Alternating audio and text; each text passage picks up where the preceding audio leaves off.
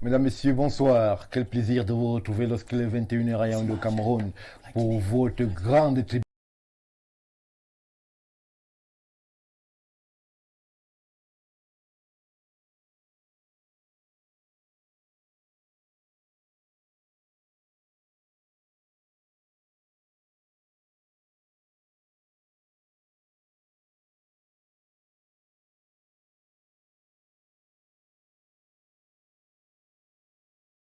Toutes les plateformes des vidéos en provenance de Bata, en provenance de Malabo, nous montrent les intempéries vécues par les ressortissants camerounais, nous montrent les brutalités auxquelles ces ressortissants sont soumis, nous montrent aussi le caractère quelque peu pervers d'une relation assez ambiguë entre deux républiques sœurs, la République de Guinée équatoriale et la République camerounaise. Nous nous posons la question de savoir ce soir, à l'introduction de ce plateau de Koulinda Africa, qu'est-ce qui cloche et qu'est-ce qui pourrait être fait pour améliorer ces rapports que nous présentons ce soir comme tendus et parfois très très disproportionnés dans les réactions, je précise.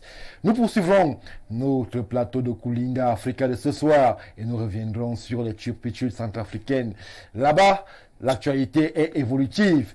Il ne se passe pas de jour sans qu'on ait un nouveau développement de ce bras de fer qui jadis, je parle bien de jadis, opposait le président Faustin Archange Touadéra à la présidente du Conseil constitutionnel centrafricain, Danielle Darlan, qui, aux dernières nouvelles, aurait été admise à faire valoir ses droits à la retraite. Qu'est-ce qui se passe en Centrafrique? Pourquoi l'on a l'impression que Daniel Darlan freine de quatre fers lorsque la loi s'applique à elle? Les questions se posent. Certainement, vous aurez les réponses à toutes vos interrogations ce soir, parce que Koulinda Africa est allé enquêter, fouiller, analyser, comprendre ce qui se passe dans ces attitudes. Daniel Darlan serait-elle au cœur d'une manipulation? Serait-elle hors la loi? Serait-elle au cœur d'un plan secret et inavoué pour faire tomber le président Touadéra? Autant de questions auxquelles certainement vous aurez des réponses ce soir. Une fois que je l'ai dit, mesdames, messieurs, nous allons prendre la légère respiration et revenir tout de suite après pour la présentation de ceux-là que vous connaissez et que peut-être vous ne connaissez pas, mais qui nous accompagnent ce soir.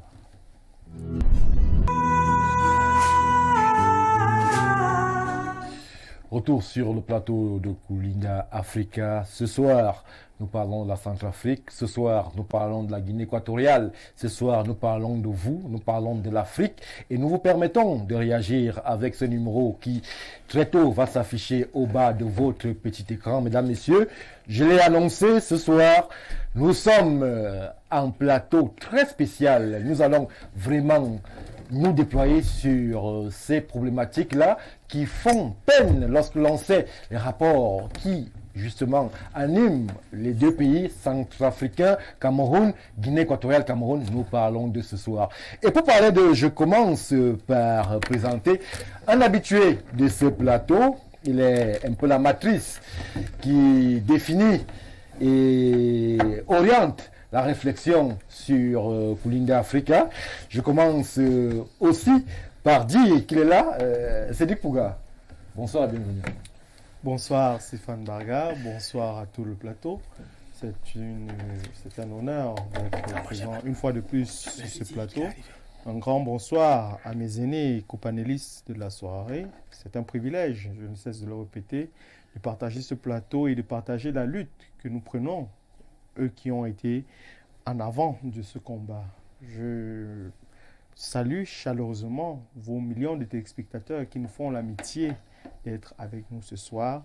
Je salue la population africaine, les populations du monde, et nous espérons qu'ensemble, nous pourrons définir les concepts, définir les contours, trouver des solutions afin d'éviter de nous retrouver dans certaines situations qui sont malheureusement qui font peine à être vécues. Et donc, cela étant dit, je salue une fois de plus le top management de la chaîne qui ne cesse d'apporter sa pierre à l'édifice panafricain afin que l'éveil des consciences soit une effectivité dans la vie et que la plupart des populations puissent atteindre l'objectif que nous voulons, qui est ici on va dire une masse critique qui puisse permettre enfin à l'Afrique de décoller, car nous ne cessons de le rappeler, c'est le peuple qui constitue le pouvoir, et lorsque le peuple prendra conscience que c'est lui qui a le pouvoir, l'Afrique pourra ainsi décoller.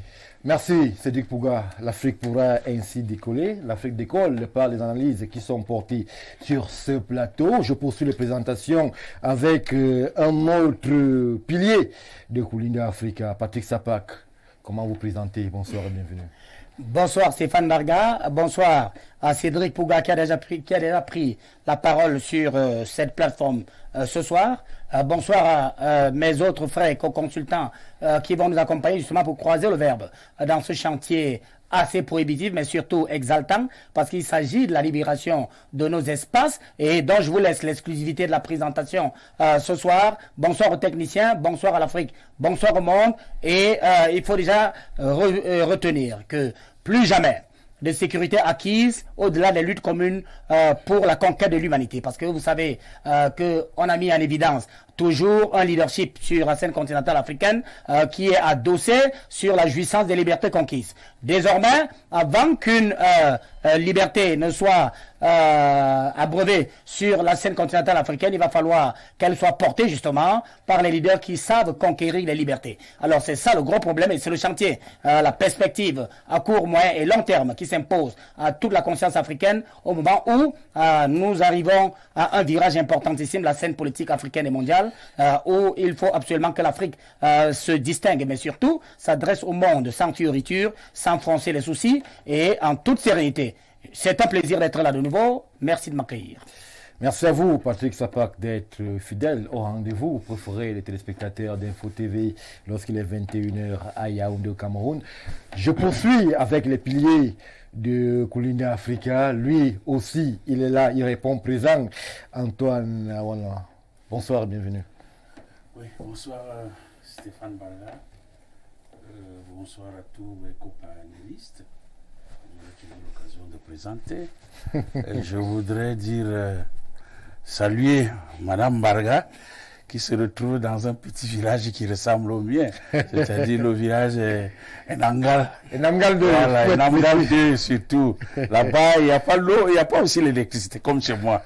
Franchement, je crois que les autorités en charge de ces choses-là au Cameroun nous écoutent et ces autorités pourront réagir d'un moment à l'autre.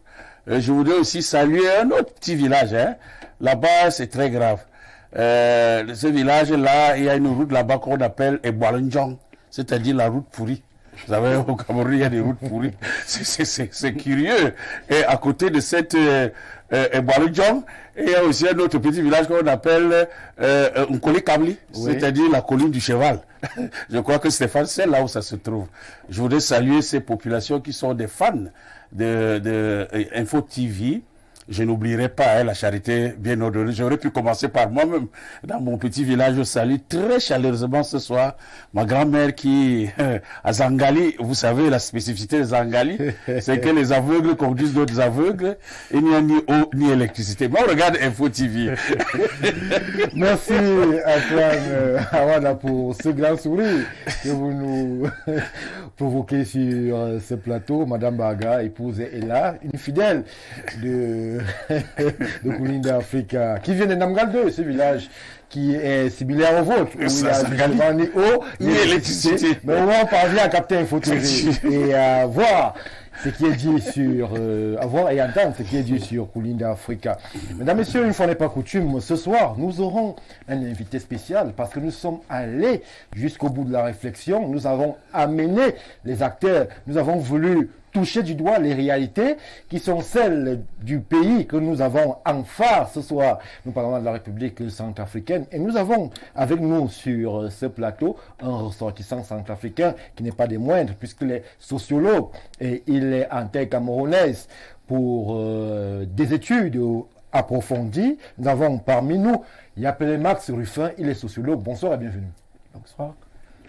Je vous remercie beaucoup pour votre appel ce soir parmi les jeunes qui davantage développer des idées et ce n'est pas évident aussi de parler parmi et ça j'oublie également la population centrafricaine qui cette nuit pense déjà à l'ère à venir et on se pose la question qu'allons-nous où?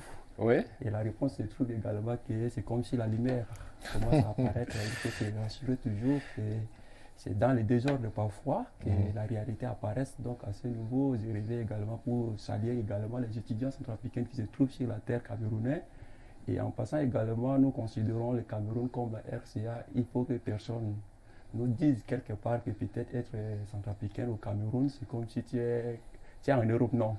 Tu es dans la maison et toujours est-il également que les remerciements vont jusqu'à saluer également l'équipe technique de Sport TV qui accepte toujours d'écouter quand même notre voix. Ouais. Et sur ce, nous avons pratiquement le temps pour dire je vous remercie pour votre appel.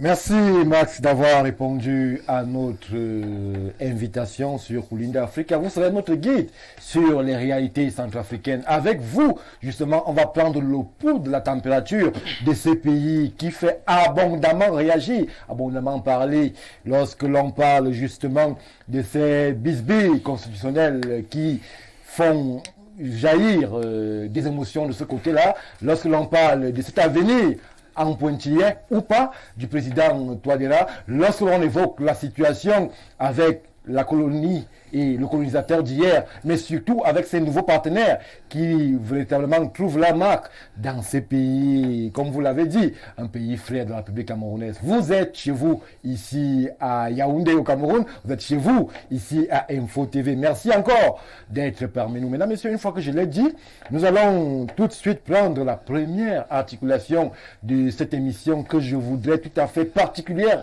de Koulinda Africa. Nous allons parler de la République de Guinée équatoriale et de la situation de ces ressortissants camerounais qui ont de la peine à trouver véritablement voix au chapitre de ce côté-là. Il ne se passe plus d'années sans que l'on nous abreuve d'images insoutenables. Nous préférons parler ici de ces Camerounais expulsés à la frontière du côté de Bata et qui sont priés de rentrer manu militari dans leur pays d'origine, foulant ainsi au pied toutes les conventions de la CEMAC, tout le vivre ensemble qui est prôné par les deux chefs d'État. Je parle ici du président Obiangema et du président Paul Biya. Qu'est-ce qui se passe? Pourquoi en est-on arrivé là? Patrick Sapal, je commence par vous, parce qu'il sait que sur ce plateau, vous êtes certainement le plus équato-guinéen des Camerounais. Vous avez la parole. Stéphane Barga, je suis le plus nationaliste de tous les pays africains, des Camerounais. Parce que je travaille sur 54 pays du continent et je connais tous les 54 pays du continent au bout des doigts. Et justement, pour cette question de Guinée équatoriale, il faudrait faire très attention parce que c'est un dossier très sensible. J'espère que la réalisation va présenter les images au niveau de la Guinée équatoriale où je suis avec un ensemble de personnalités pour comprendre très bien ce qui se passe avec ces histoires d'expulsion et ces histoires de torture selon ce qui est ventilé sur la place publique. Alors, je note déjà à brûle pour point que le Cameroun et la Guinée équatoriale n'ont aucun problème. D'ailleurs, il n'existe aucun froid diplomatique entre le président Obiang et le président Paul Biya. Seulement, lorsque nous sommes dans une approche d'intégration sous-régionale, l'Afrique est contingentée en plusieurs zones économiques. Vous avez l'UMA, l'Union du Maghreb arabe, qui rassemble tous les pays du Sahel, la plupart des pays d'obédience musulmane. Vous avez la CEDEAO qui tend à vouloir se transformer en UEMOA en ramassant certains pays d'obédience anglophone, notamment le Nigeria, le Ghana, le Libéria et tous les autres. Et vous avez la CEMAC qui, elle également, tend à se transformer en CEAC pour ramasser les États de l'Afrique de l'Est, Burundi, Rwanda et tous les autres. Et vous avez la SADC en Afrique australe. Alors, ça, c'est le contingentement sur le plan des organisations sous-régionales que l'on a déployé sur la scène africaine. Maintenant, dans l'intégration, cela ne se fait pas en claquant les doigts. Il y a l'intégration sur le plan stratégique, notamment sur le plan économique, sur le plan politique, sur le plan diplomatique et sur le plan sécuritaire. Alors, il se passe que, depuis quelque temps, avec tout ce qu'on explique sur la conscience africaine, il y a des secousses sur la scène continentale africaine avec cette insécurité transfrontalière qui est portée par les brigands et les bandits internationaux. Et donc, le 16 mai 2015, j'étais à Libreville. C'était la 12e session pour la conférence des chefs d'État de la CEMAC. Et là-bas, il a été dit, parce qu'il y a, avec les problèmes que l'Afrique connaissait, l'Afrique centrale surtout, le premier problème, c'est qu'en Centrafrique, ça ne va pas. Parce que nous avons là l'insécurité qui est arrivée à la suite de tout ce qu'on a déjà expliqué. c'est-à-dire l'instrumentalisation des irrédentismes confessionnels entre Anti-Balaka et Séléka. Nous revenons sur Centrafrique bientôt, tout à l'heure. Restons d'abord sur le cas des... Je suis en train d'être très attentif quand je suis en train d'expliquer. Oui, je suis attentif. Ça va vous aider. Oui, ça va beaucoup. Merci. Donc au niveau, c'est parce que je voudrais que les Africains comprennent très bien ce qui se passe en Guinée équatoriale. Alors, on se retrouve donc à Libreville, ce 16 mai 2015. Là-bas, on pose des problèmes. Le premier problème, qui est le justificatif de cette réunion, c'est ce qui se passe en Centrafrique. C'est pour ça que j'ai convoqué la Centrafrique. C'est-à-dire avec Samba Panza qui tient une transition là-bas, mais elle ne s'était pas rendue dans cette réunion-là, certainement empêchée, mais je crois que c'est Mahamat Kamoun, qui était le premier ministre de cette dame-là, qui l'a représenté. Tous les autres chefs d'État étaient là, bien évidemment, Paul Biya n'y était pas, comme d'habitude. Alors, donc, lorsque ce problème est en train de menacer la Centrafrique, et bien évidemment par extension toute la région d'Afrique centrale, eh bien il faut prendre en grippe ce problème et de manière sérieuse. La deuxième chose, c'est que nous avons le plus fort du script de Boko Haram, qui est en train de menacer à la fois le Cameroun, le Tchad, et bien évidemment qu'il y a une métastase qui doit se faire encore en Centrafrique, et que ça pourrait s'étendre sur tous les autres pays d'Afrique centrale. Eh bien, il faut également tackler ce problème-là. Et derrière, il y a la chute du baril de pétrole. Parce que la plupart des pays d'Afrique centrale sont abreuvés dans leur budget par les recettes pétrolières. Et ça ne va pas. Donc, il faut réfléchir à quelque chose qui pourrait être ramassé comme étant l'option opérationnelle stratégique afin qu'on puisse évacuer la nébuleuse. Alors, donc, mais derrière... il faut donc commencer à réfléchir sur l'intégration sur-régionale parce que l'intégration apporte ceci de particulier, qui a les avantages comparatifs avérés, les avantages comparatifs relatifs, et qu'on va mettre en place par exemple un projet économique régional, le PER, c'est comme ça qu'on appelait ça là-bas, ou alors un tarif extérieur commun pour l'Afrique centrale, c'est-à-dire que si on veut commercer au niveau intra-CEMAC, eh bien, il y aura des préférences sur le plan des coûts pour éviter justement de grever certaines économies dans la sous-région qui sont en difficulté. Alors, mais derrière, il y a donc le premier élément, Stéphane Barga, c'est celui de la maîtrise de la sécurité. Or, la maîtrise de la sécurité, je vous le dis souvent, dans les perspectives, dans les projections et dans les orientations économiques, on commence par un détail fondamental, c'est la population. Et donc, pour parler de la population, il faut que tous les flux sur le plan de la croissance démographique soient maîtrisés par tous les pays. Ça, c'est le principe qui est arrêté à Libreville. Ça veut dire que chaque pays devra revenir dans son sein et essayer de maîtriser sa population parce que la libre circulation des biens et des personnes va être justement consécutive au fait qu'on a maîtrisé le poids démographique de chaque pays. Alors, il se trouve donc, restons sur la Guinée équatoriale et le Cameroun, que la Guinée équatoriale a fait sa part du boulot, parce que le président Obiang, ce jour-là, a dit qu'il allait tout faire pour maîtriser la population équato-guinéenne, pour qu'on sache très bien quel est l'équato-guinéen qui va se retrouver au Tchad, au Cameroun, au Gabon et un peu partout. Au niveau du Cameroun, il y a eu 3 recensements de la population. Le premier recensement s'est passé en 1976, et là-bas, on avait 7 666 000 habitants. On s'est retrouvé en 1987 avec le deuxième recensement, avec 10 millions et poussière. Et le dernier recensement qu'il y a eu au Cameroun, c'était en 2005. On a ventilé un chiffre de 17 millions, etc. Depuis lors, on ne sait pas exactement combien les Camerounais sont.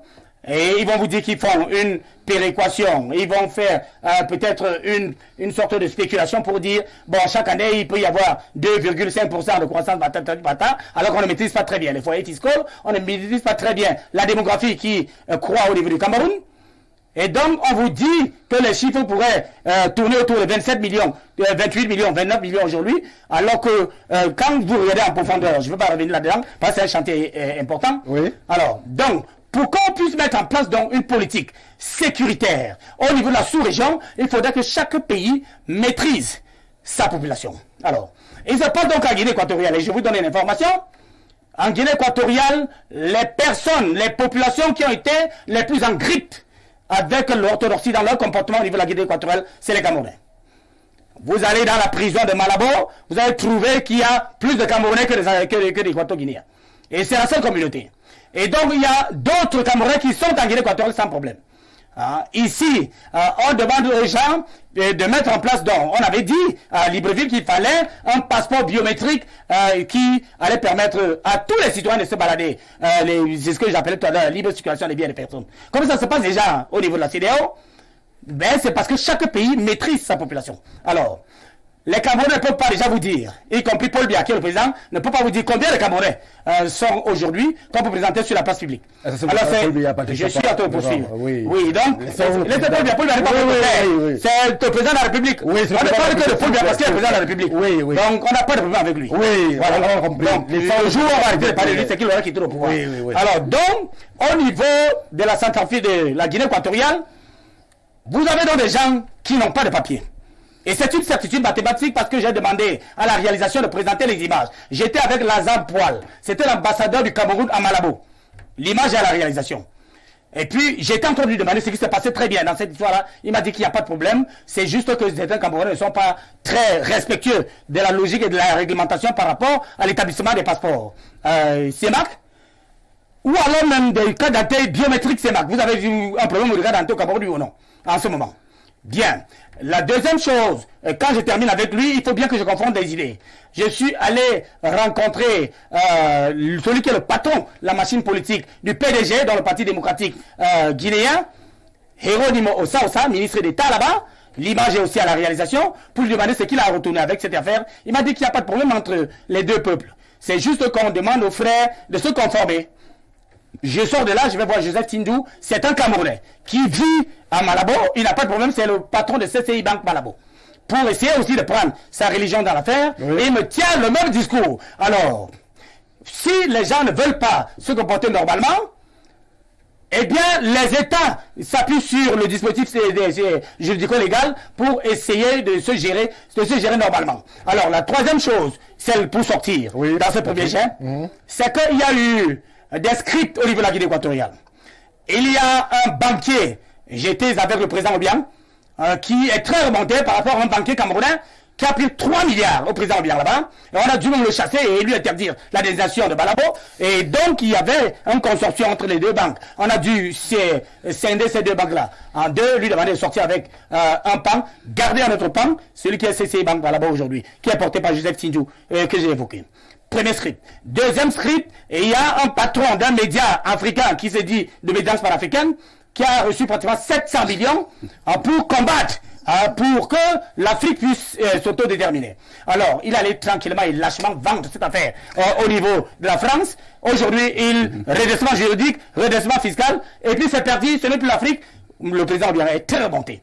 Alors, donc, derrière tout ça, il y a également un autre patron de médias au Cameroun qui est allé là-bas, et cette fois-là, j'étais là, prendre un contrat d'1,5 milliard annuel pour gérer le personnel et toutes les charges qui allaient dans cette télé-là. Maintenant, ce monsieur a utilisé cet argent seul, il n'a jamais redistribué à gauche, à droite. Ça encore, ça courissait les autorités équatoriennes. Ce qui fait qu'aujourd'hui, tout le monde s'inquiète des Camerounais. Et pour sortir, lorsque vous êtes à Addis Abeba, vous êtes à Nairobi, lorsqu'on a un contrôle à l'aéroport, si vous êtes, where are you from? I am Cameroonian. Ok, this way. Vous vous mettez d'abord de l'autre côté.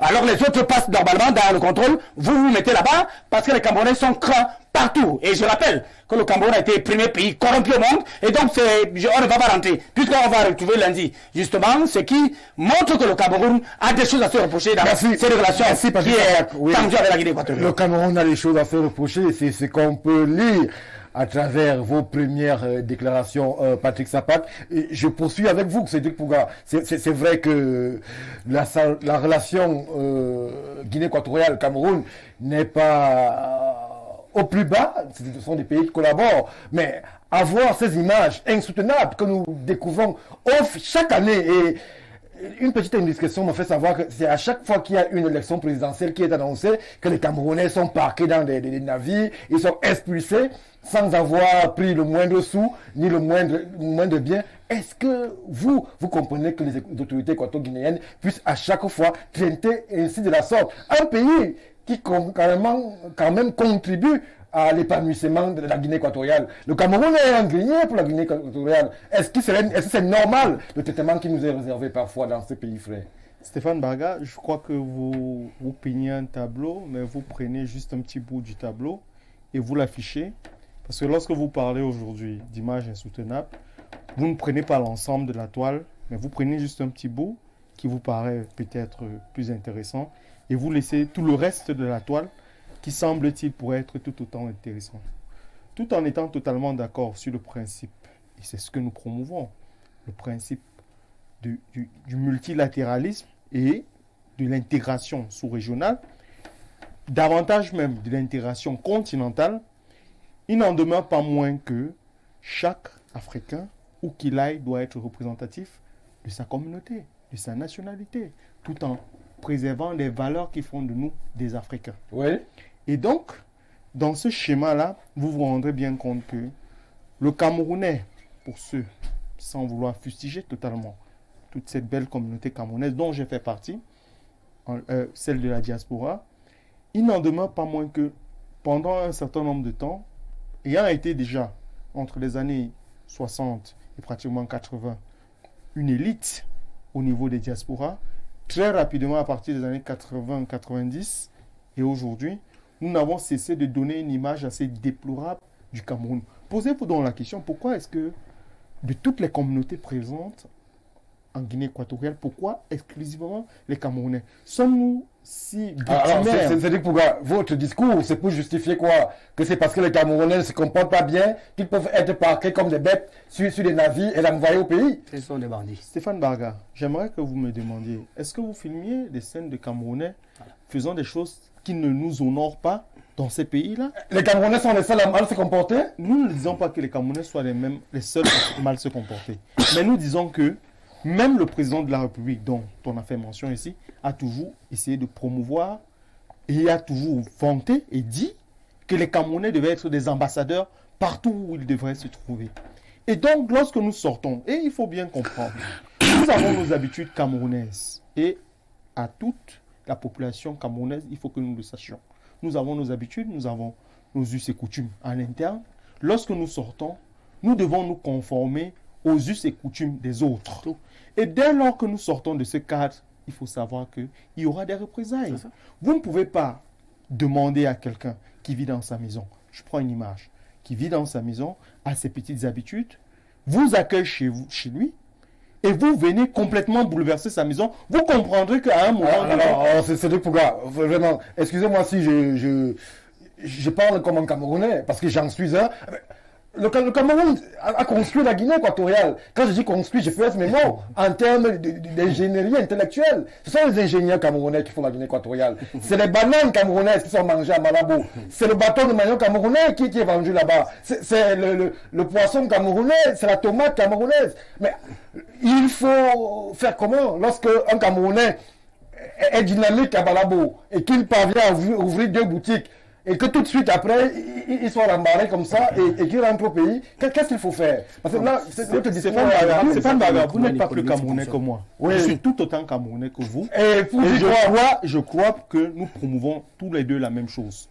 Lorsque vous dites que des Camerounais, il faut bien faire le distinguo. Je pense que l'aîné Patrick Sapak vous l'a dit.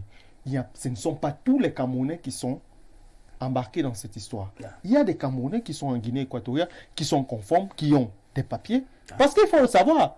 Et je pense que la lettre de l'ambassadeur du Cameroun ou du consul du Cameroun en Guinée équatoriale est bien claire. Tous ceux qui sont hors réglementation, c'est-à-dire, vous êtes dans un pays qui est souverain. Déjà prendre cet aspect. C'est un pays souverain, la Guinée équatoriale. Et lorsque vous êtes dans un pays souverain, vous devez vous conformer à la réglementation de ce pays-là. Et dès lors que nous sortons des sentiers battus, dites-vous bien qu'il y aura des représailles. Et dès lors que nous ne prenons pas en compte ces aspects, nous sommes dans l'émotion. Nous nous disons non, c'est la Guinée équatoriale, c'est un pays frère. Nous avons le droit de faire tout ce que nous voulons parce que nous sommes des pays frères. Je me pose la question. Admettriez-vous que n'importe qui, un frère africain de n'importe quelle nationalité, vienne et saccage, je voulais poser la question, totalement vos habitudes. L'admettriez-vous, M. Barga? On a vu nulle part des Camerounais saccagés. Nous avons nos frères nigérians ici, ils ont même un quartier, en plein Yaoundé. Dès lors que je l'ai dit, Stéphane Barga, nous n'avons pas les mêmes habitudes. Je le dis encore, il y a une forme de... Je souhaiterais simplement que la plupart des Camerounais, parce que le message ici s'adresse particulièrement à nos frères, il ne s'agit pas, encore une fois, de fustiger toute la communauté camerounaise, qui, faut-il le rappeler, est, dans la plupart des cas, et très souvent, de très bons exemples. Mais un fait est clair, et j'aimerais que les populations camerounaises, les membres de la diaspora qui nous écoutent, si c'est que nous disons ici, et vous écoutez abondamment puisqu'ils réagissent par milliers, puissent le dire de manière honnête. Lorsque nous sortons, pourquoi de toutes les nationalités, lorsque vous passez un contrôle aéroportuaire, pourquoi est-ce que lorsque vous déclinez votre nationalité, vous êtes le seul à faire l'objet d'un contrôle particulier? Il faut qu'on se pose des questions. Arrêtons à un moment donné la victimisation et posons-nous les questions. Pourquoi est-ce qu'à un moment donné, c'est toute l'Afrique qui nous déteste? Est-ce à dire que tous les pays africains, tous les pays du monde ont trouvé que les Camerounais sont des personnes les plus mauvaises? Est-ce que, et sans que pour autant, nous nous remettions quelque part en cause? Parce qu'une fois que nous avons posé les bonnes questions, nous aurons les bonnes réponses. Et dès lors que nous avons les bonnes réponses, je pense que nous travaillerons davantage à une intégration réussie sur le plan. Merci Cédric Pouga. Merci à vous, Patrick Sapak. Vous n'avez pas la parole. Non, de perturber. J'ai pas parlé. Alors, Antoine, voilà, je me tourne vers vous. Au-delà de cette turpitude camerounaise qui devienne habituelle, il faut le dire, il y a cette façon de faire, cette diplomatie camerounaise qui peine véritablement à réagir. On a l'impression que les Camerounais peuvent être malmenés sur la planète entière sans que rien ne soit fait. Nous avons cette timide réaction du consulat qui revient là, sous forme d'un communiqué qui précise des contours, mais nous n'avons pas de réaction forte. Est-ce qu'il est normal que ces images que nous, de façon volontaire, avons décidé de ne pas relayer ici, parce que nous estimons que le pays Cameroun est un grand pays et qu'il n'est pas normal que ce soit des Camerounais qui soient trimballés comme nous avons vu là, nous avons fait ce choix sur Kulinda Africa parce que nous avons une image de l'Afrique d'intégration à présenter au monde, de ne pas relayer ces images. Mais Antoine Arwana, je vous pose la question, est-ce que la diplomatie camerounaise, elle se perd en route? On n'a pas de réaction à part se communiquer. Est-ce qu'au plus haut sommet de l'État, et Patrick Sapak l'évoquait de façon sibylline, il devrait quand même avoir des concertations et des réactions avant que les peuples n'aillent dans tous les sens? Parce que le sentiment anti-équato-guinéen est grandissant lorsque nous voyons ces images que nous n'avons pas, par choix, choisi de diffuser ce soir. Ok, merci de m'avoir posé cette question. Je voudrais sincèrement vous répondre, mais avant de revenir sur le problème de la diplomatie camerounaise qui peine un peu, qui n'est pas une diplomatie assez dynamique en ce qui concerne la Guinée équatoriale, mais je voudrais revenir sur un fait. En Guinée équatoriale, les Camerounais sont expulsés, c'est pas aujourd'hui. Depuis 2016, on expulse les Camerounais. 2017, on a expulsé les Camerounais. Il y a des moments où le président a envoyé même un avion là-bas. On les a pris, on les a un peu déposés au stade Omnisport en attendant qu'on fasse des check-up, des petits bilans de santé. Voilà. Je vous ai connu plus vivant. Vous trouvez normal que les Camerounais soient ainsi baladés à la frontière? Calmez-vous. J'ai l'impression qu'il n'y a que moi qui suis touché par ces images. Calmez-vous, monsieur Mbarga. J'arrive.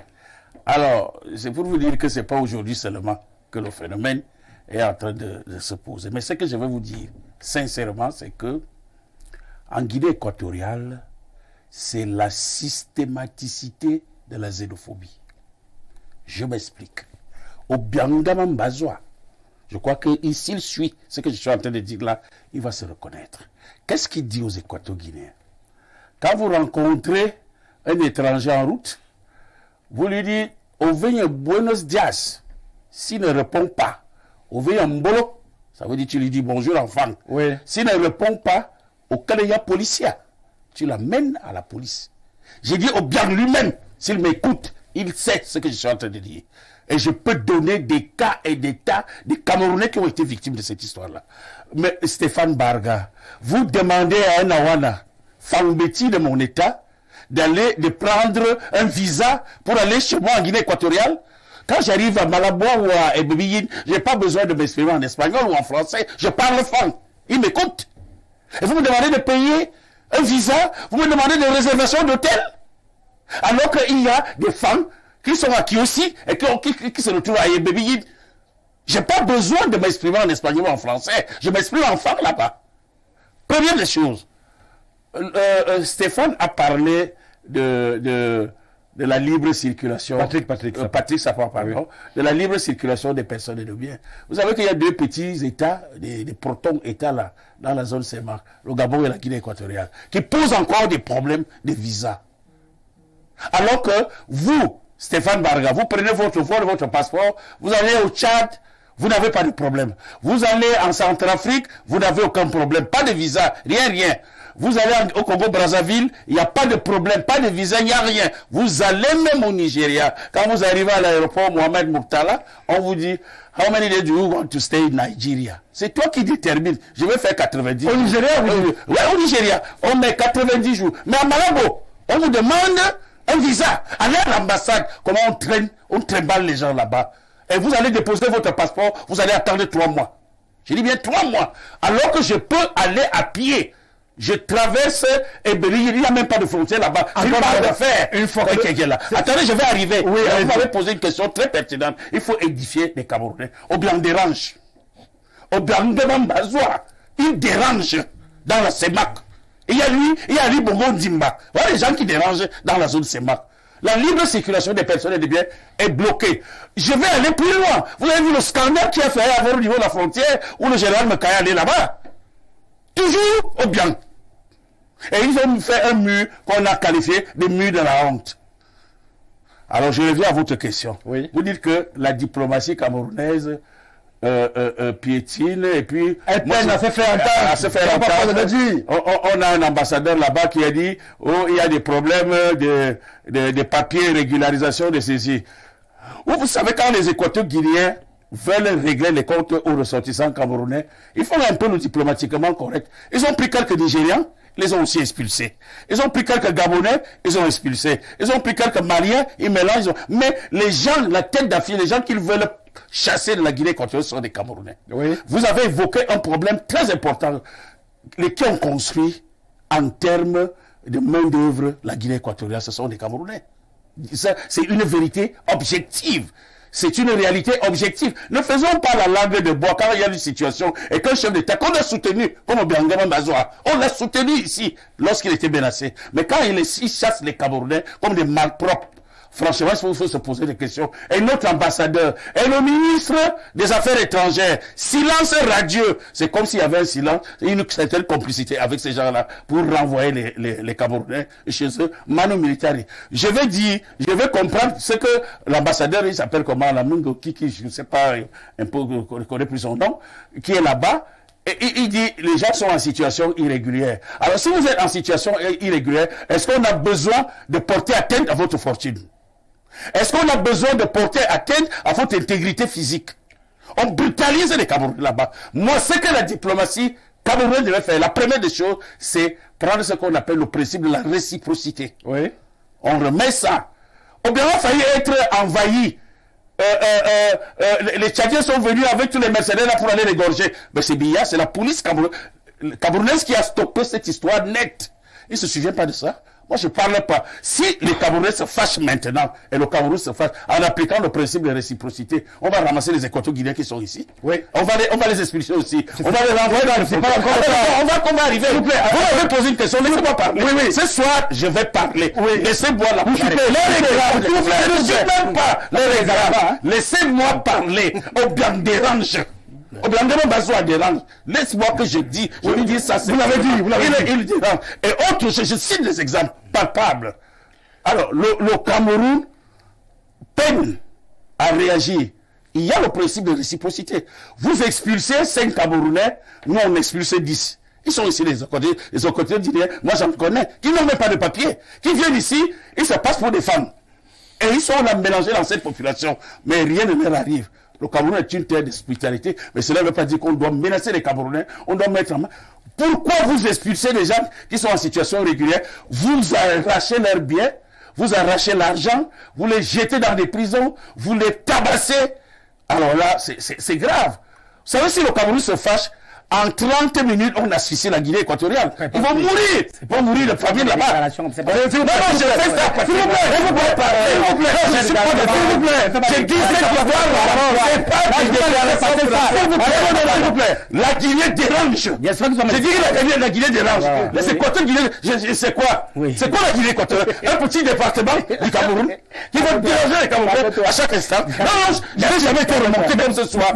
Ces histoires, les images que j'ai vues à la télévision, ça fait pleurer. Il faut poser le principe de réciprocité là-bas. Chassez-moi les Équatoriens Guinéens. Non. S'il vous plaît. Allez, bien, s'il vous plaît. Négocier ici. Oui, s'il vous plaît. Je n'ai jamais été remonté comme ça. S'il vous plaît. Ça va de ma fille. Je suis toujours pas sur les plateaux de télévision. S'il vous plaît. C'est un chef d'État que nous avons, moi particulièrement, on l'a soutenu. Dans des moments les plus difficiles. Mais ce qu'il fait à mes frères, je ne peux pas pardonner ça. Merci, Antoine. On ne va pas mettre de l'huile sur le feu mais quand il met de l'huile sur le feu, on doit applaudir. C'est ça qu'on appelle le diplomatiquement correct. Le Cameroun est grand. C'est ce qu'on repose au Cameroun. Le Cameroun. J'allais chuter, s'il vous plaît. Vous avez chuté. Vous avez chuté. S'il vous plaît. Oui. Il fallait pas mettre ce sujet-là sur la table. On va. Moi, j'ai jamais été remonté comme ce soir.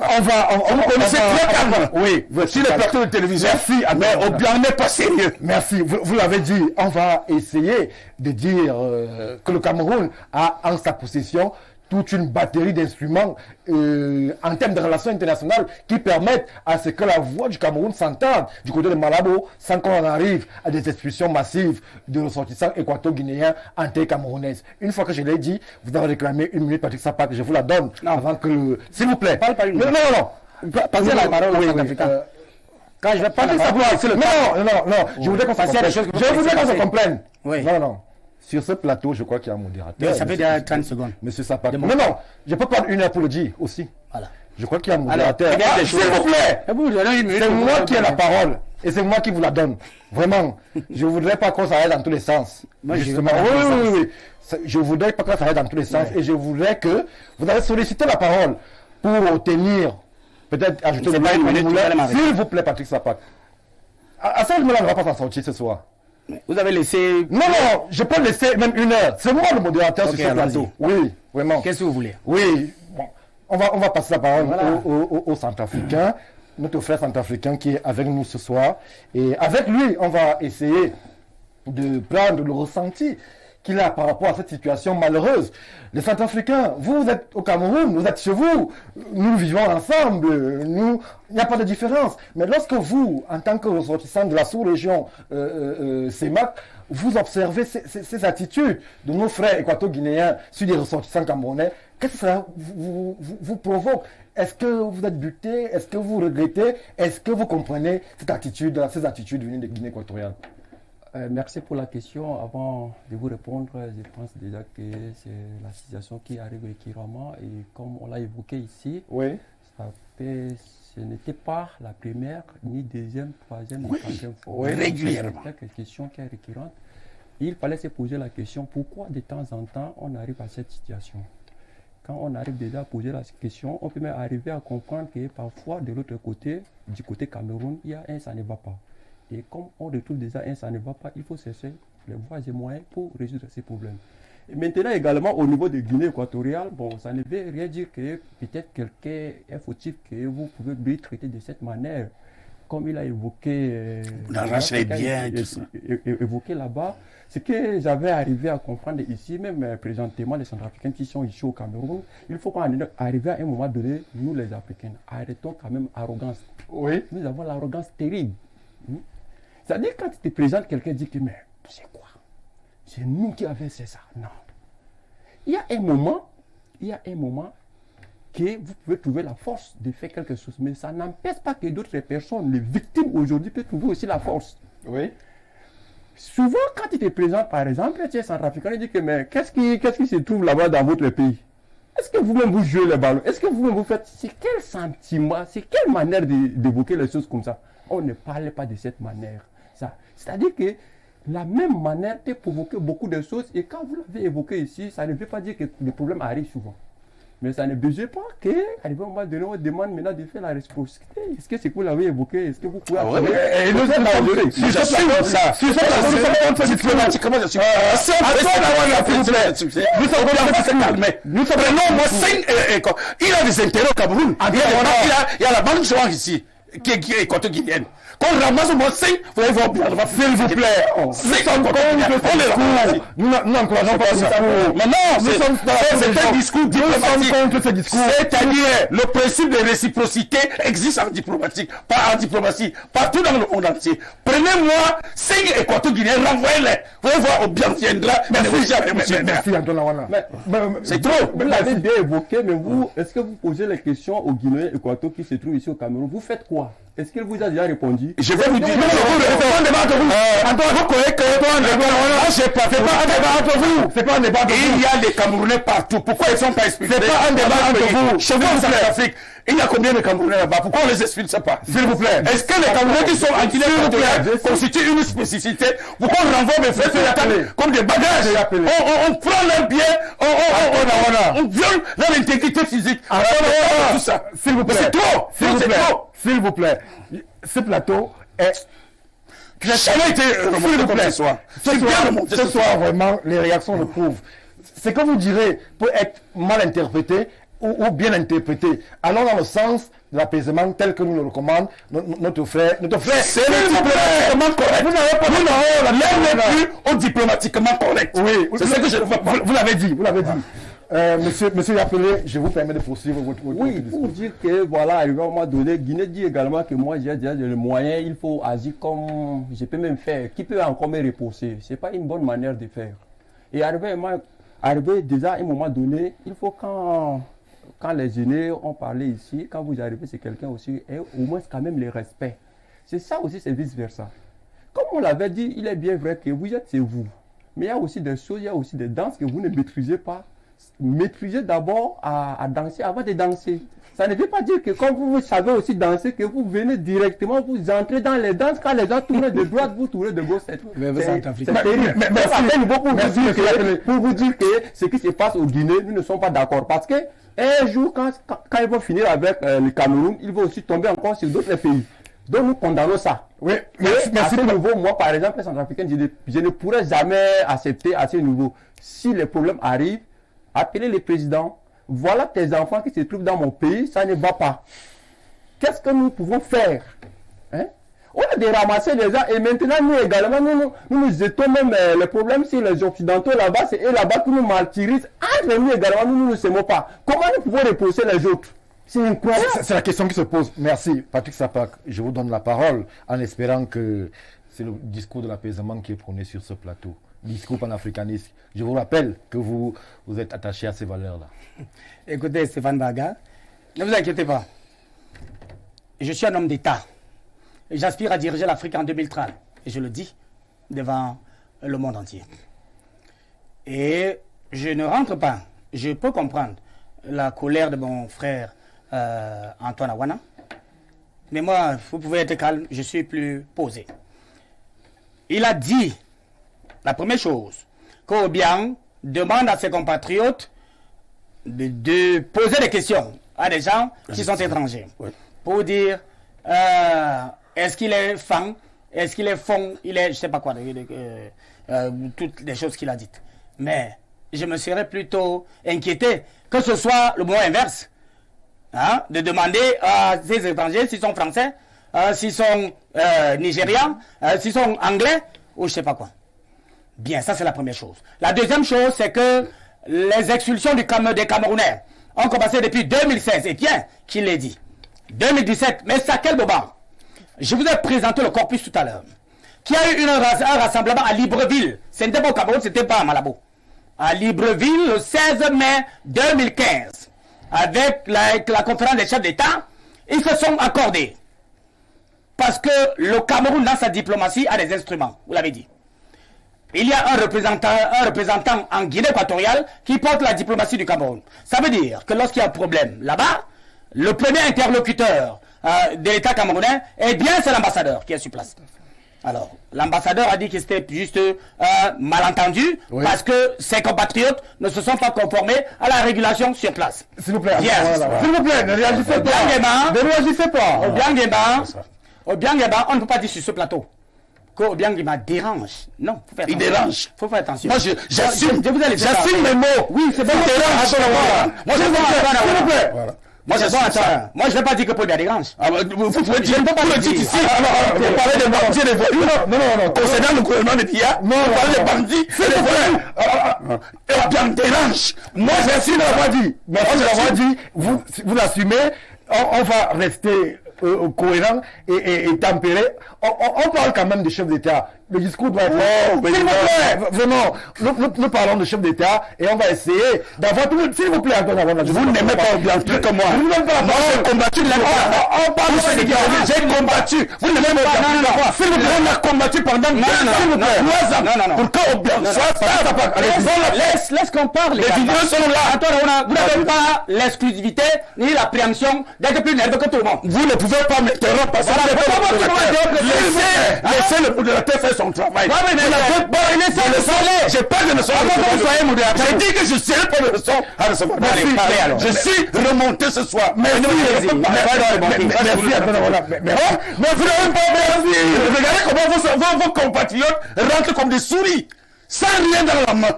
On arrache leurs pieds, on les viole, l'intégrité physique, on tabasse dans les commissariats. Vous applaudissez comme ça là. Vous l'avez dit. On est dans quelle république, s'il vous plaît? Alors qu'on peut ratifier toutes les conventions de la CEMAC. S'il vous plaît, si elle est ratifiée, et il n'appuie pas ça. On va se calmer. Et les institutions de procédure des Camerounais en majorité. Vous l'avez dit. Vous l'avez dit. Oh là là. Merci. Vous l'avez dit. On va prendre une légère respiration. Vraiment. En régie, on peut essayer, une fois que la température est redescendue sur ce plateau, de poursuivre avec toute la sérénité connue et reconnue à ce plateau sur les thématiques, ou alors la thématique qui nous interpellait. Patrick Sapak, vous aviez la parole. Je vous permets de dire ce que vous avez à dire sans que cela ne permette d'autres secousses. Il faut que Paul Biya, qui n'a pas effectué le déplacement, il n'a pas effectué le déplacement de Libreville, le 16 mai 2015, puisse revoir les recommandations qui avaient été arrêtées lors de cette assise de Libreville. Je rappelle que tous les chefs d'État y étaient, sauf Paul Biya, et ça va pas, elle gérait juste une transition. C'est pour ça que Mamad Kamoun, elle est là représentée là-bas. Elle est là représentée là-bas. Oui. Donc, ce qui fait qu'il y a des recommandations qui ont été faites, c'est ce que j'ai expliqué en présentant le corpus à l'Afrique. Ce n'est que ça qu'il faut respecter. C'est pour ça donc que si les institutions commencent en 2016, 2017, c'est bien consécutivement au non-respect par le Cameroun de la feuille de route et de la charte qui a été arrêtée en 2015.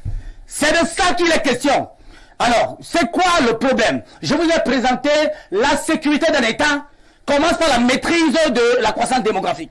Si vous ne maîtrisez pas votre démographie, vous ne pouvez vous projeter sur rien. Sur le plan économique, sur le plan politique ou sur le plan sécuritaire, vous ne pouvez pas. Le contexte, je sors donc là. Vous êtes panafricaniste. Oui, écoutez. Oui, s'il vous plaît. Non, je ne me suis pas satisfait des tortures. Non. Est-ce que vous avez ce traitement réservé Camerounais? Laissez-moi parler. Oui. Je ne me suis pas satisfait des tortures que les Camerounais subiraient. Subissent, Patrick Sapak. Parce que, écoutez, vous êtes en train de parler comme si le Cameroun était un pays sain. C'est pas un barga. Le Cameroun n'est pas un exemple.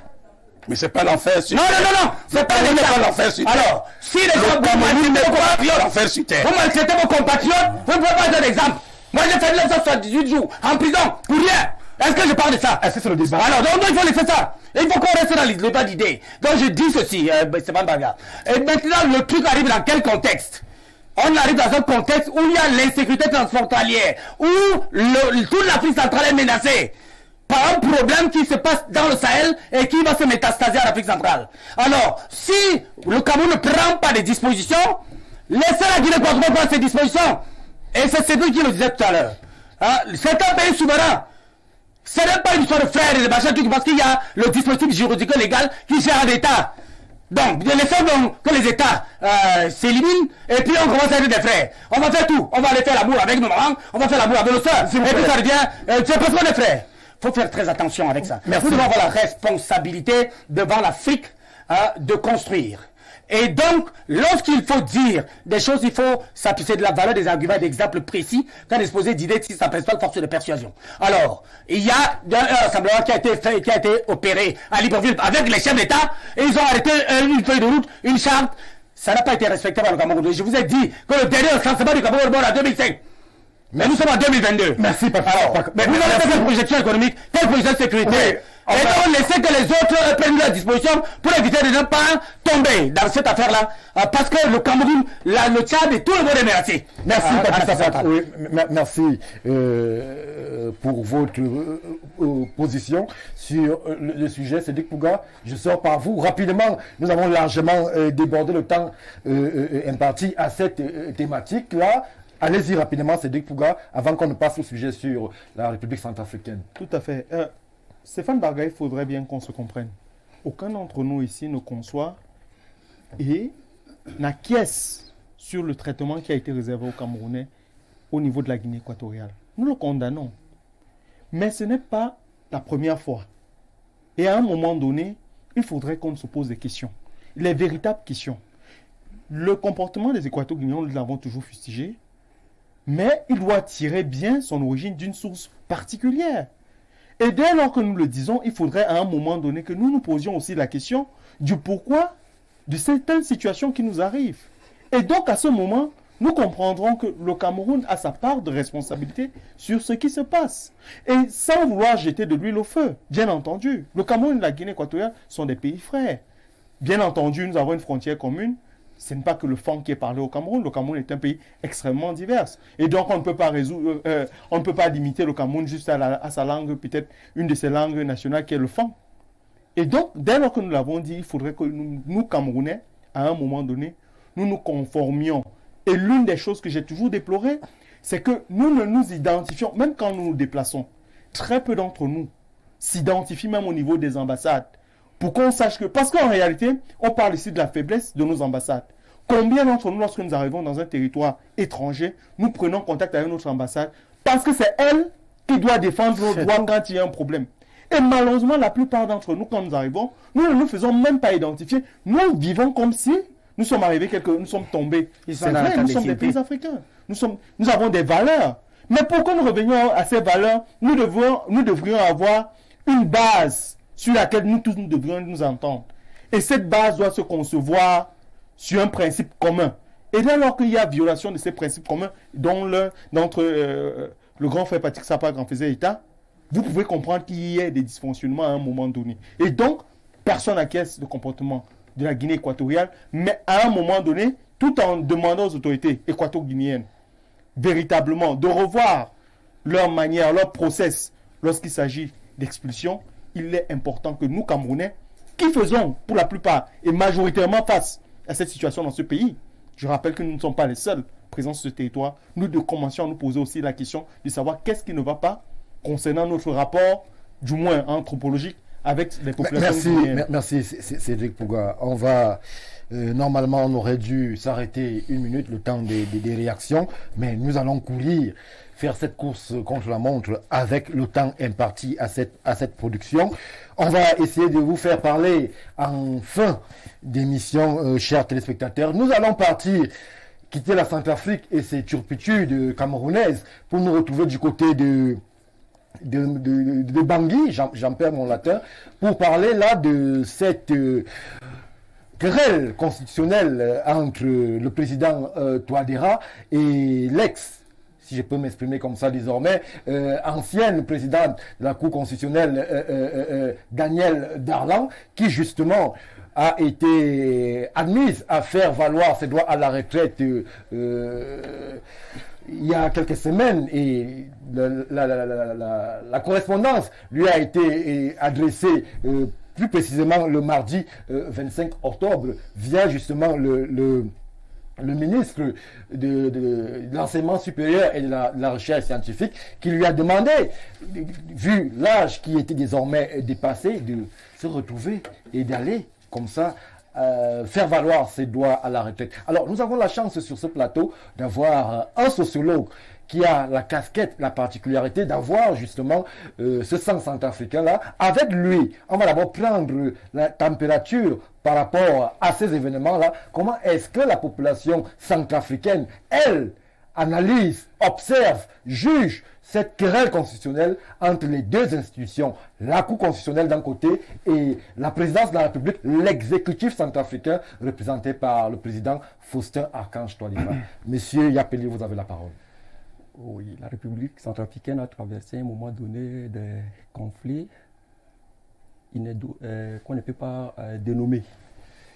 Avant de comprendre ce qui s'est passé dernièrement, il fallait encore évoquer aussi la question de la loi d'adoption des crypto-monnaies. Oui. Qu'est-ce qui s'est passé? Parce que sur cette loi également, il y a pas mal de problèmes qui s'est opposé, soit entre le gouvernement, entre les opposants et entre d'autres entités ou pas institutions africaines ou pas internationales.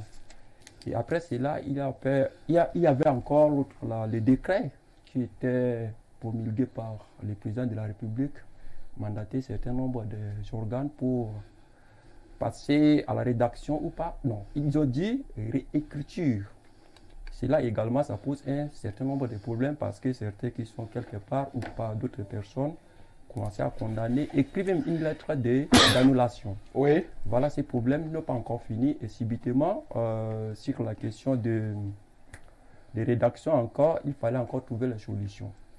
Maintenant, la question se pose entre le président et la Cour constitutionnelle.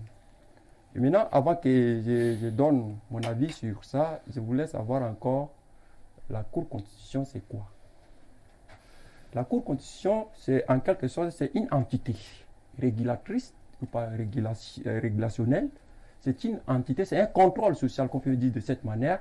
Mais avant qu'on parle de Cour constitutionnelle, il y a ce qu'on appelle les normes et les valeurs.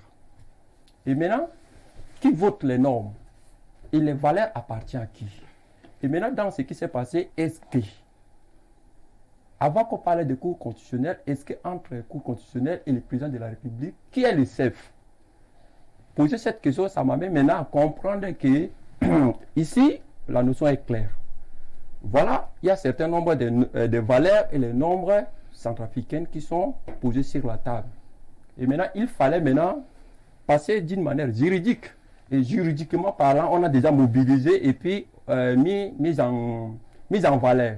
Il fallait appeler une personne qui pourrait jouer le rôle de contrôler, d'interpréter et garantir. Et en jouant le rôle de contrôler, de garantir, ça ne signifie pas que quand tu te trouves dans la maison, c'est toi qui es le chef. Voilà une confusion qui s'est passée entre la Cour constitutionnelle et le président de la République, que nous n'avons pas bien maîtrisé. Parce que là, si je voudrais essayer quand même d'interpréter les droits, on va me poser la question que, mais est-ce que tu as maîtrisé les droits où? Tu as appris où? Ce n'est pas mon rôle, mais maintenant, sur cette base-là, j'avais vu déjà qu'à ce niveau, il y a un problème. Deuxième problème encore, est-ce que la valeur, les normes, les lois sont figées, sont régies? Je peux me répondre par là que c'est non. La loi n'est pas figée. Elle est évolutive. La loi est dynamique. Oui. Dynamique dans la mesure, parce que la loi doit tenir compte des aspirations, la loi doit tenir compte des réalités temporelles, la loi doit tenir compte aussi des profils personnels. À ce niveau, si on ne tient pas compte de ça, on peut même crier dans tous les sens. Et c'est un problème.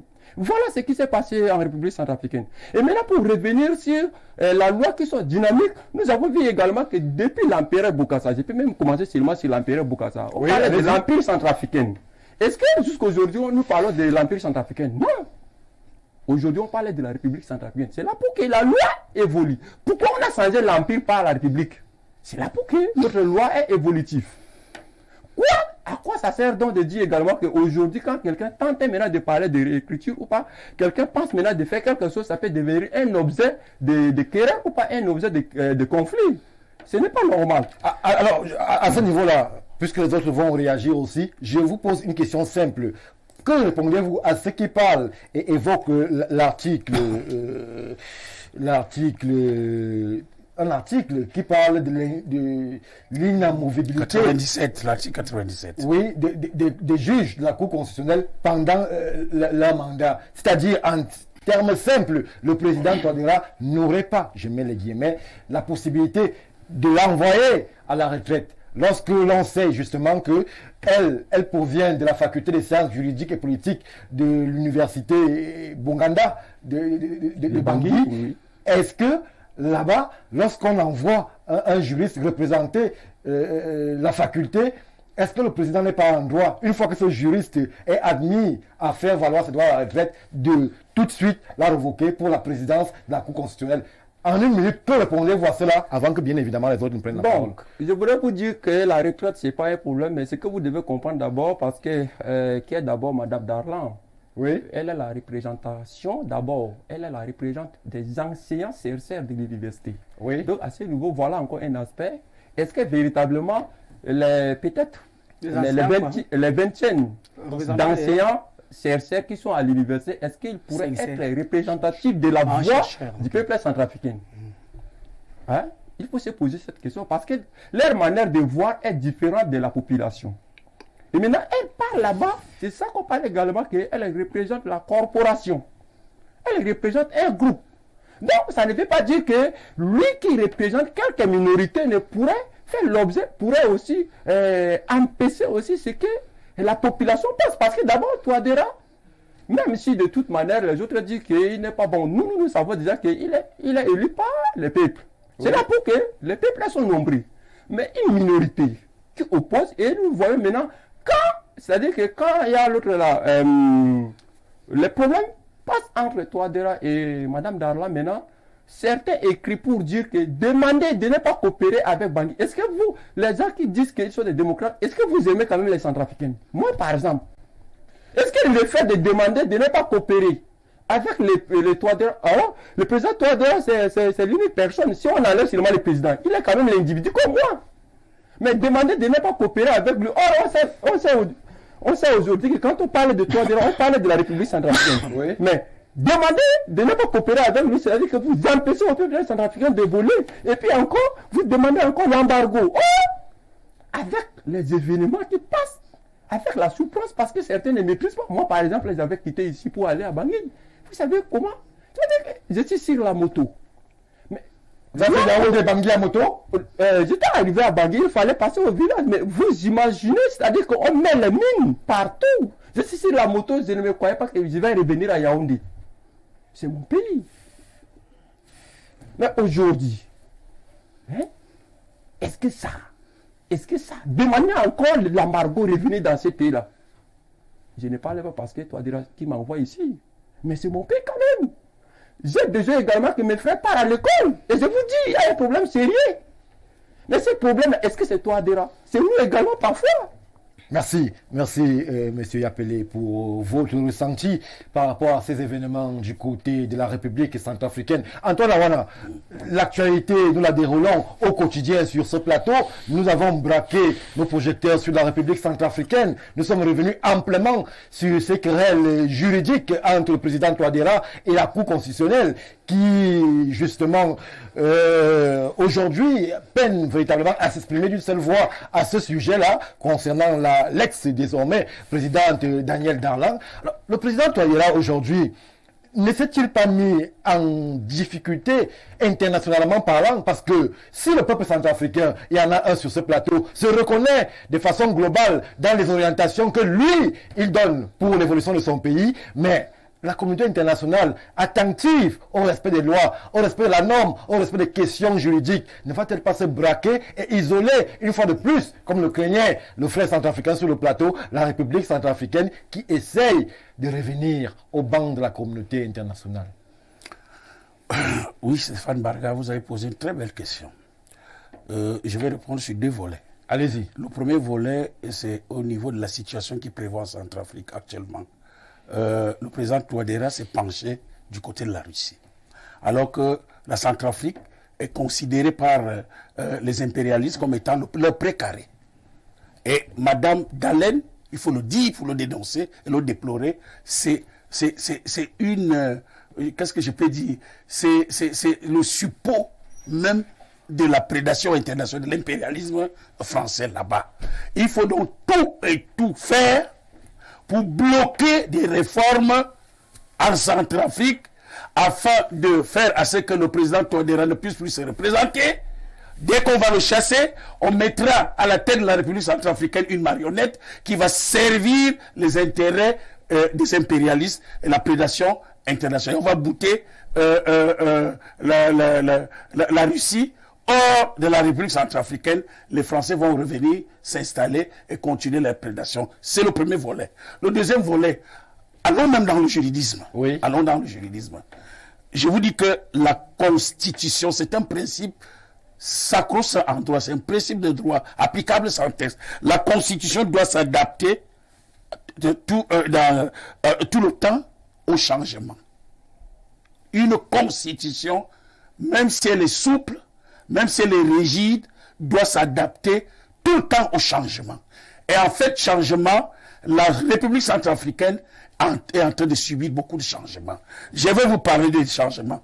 Premier changement, vous l'avez évoqué, des problèmes de sécurité. Notre frère, qui est venu de Bangui directement, il vous a fait son récital. Aller en Centrafrique sur une moto. Et où il y a au moins les 2/4 du territoire sont entre les mains des groupes rebelles là-bas. La zone est minée au moins à 75%. On n'a même pas encore évoqué ce volet de déminage en République centrafricaine.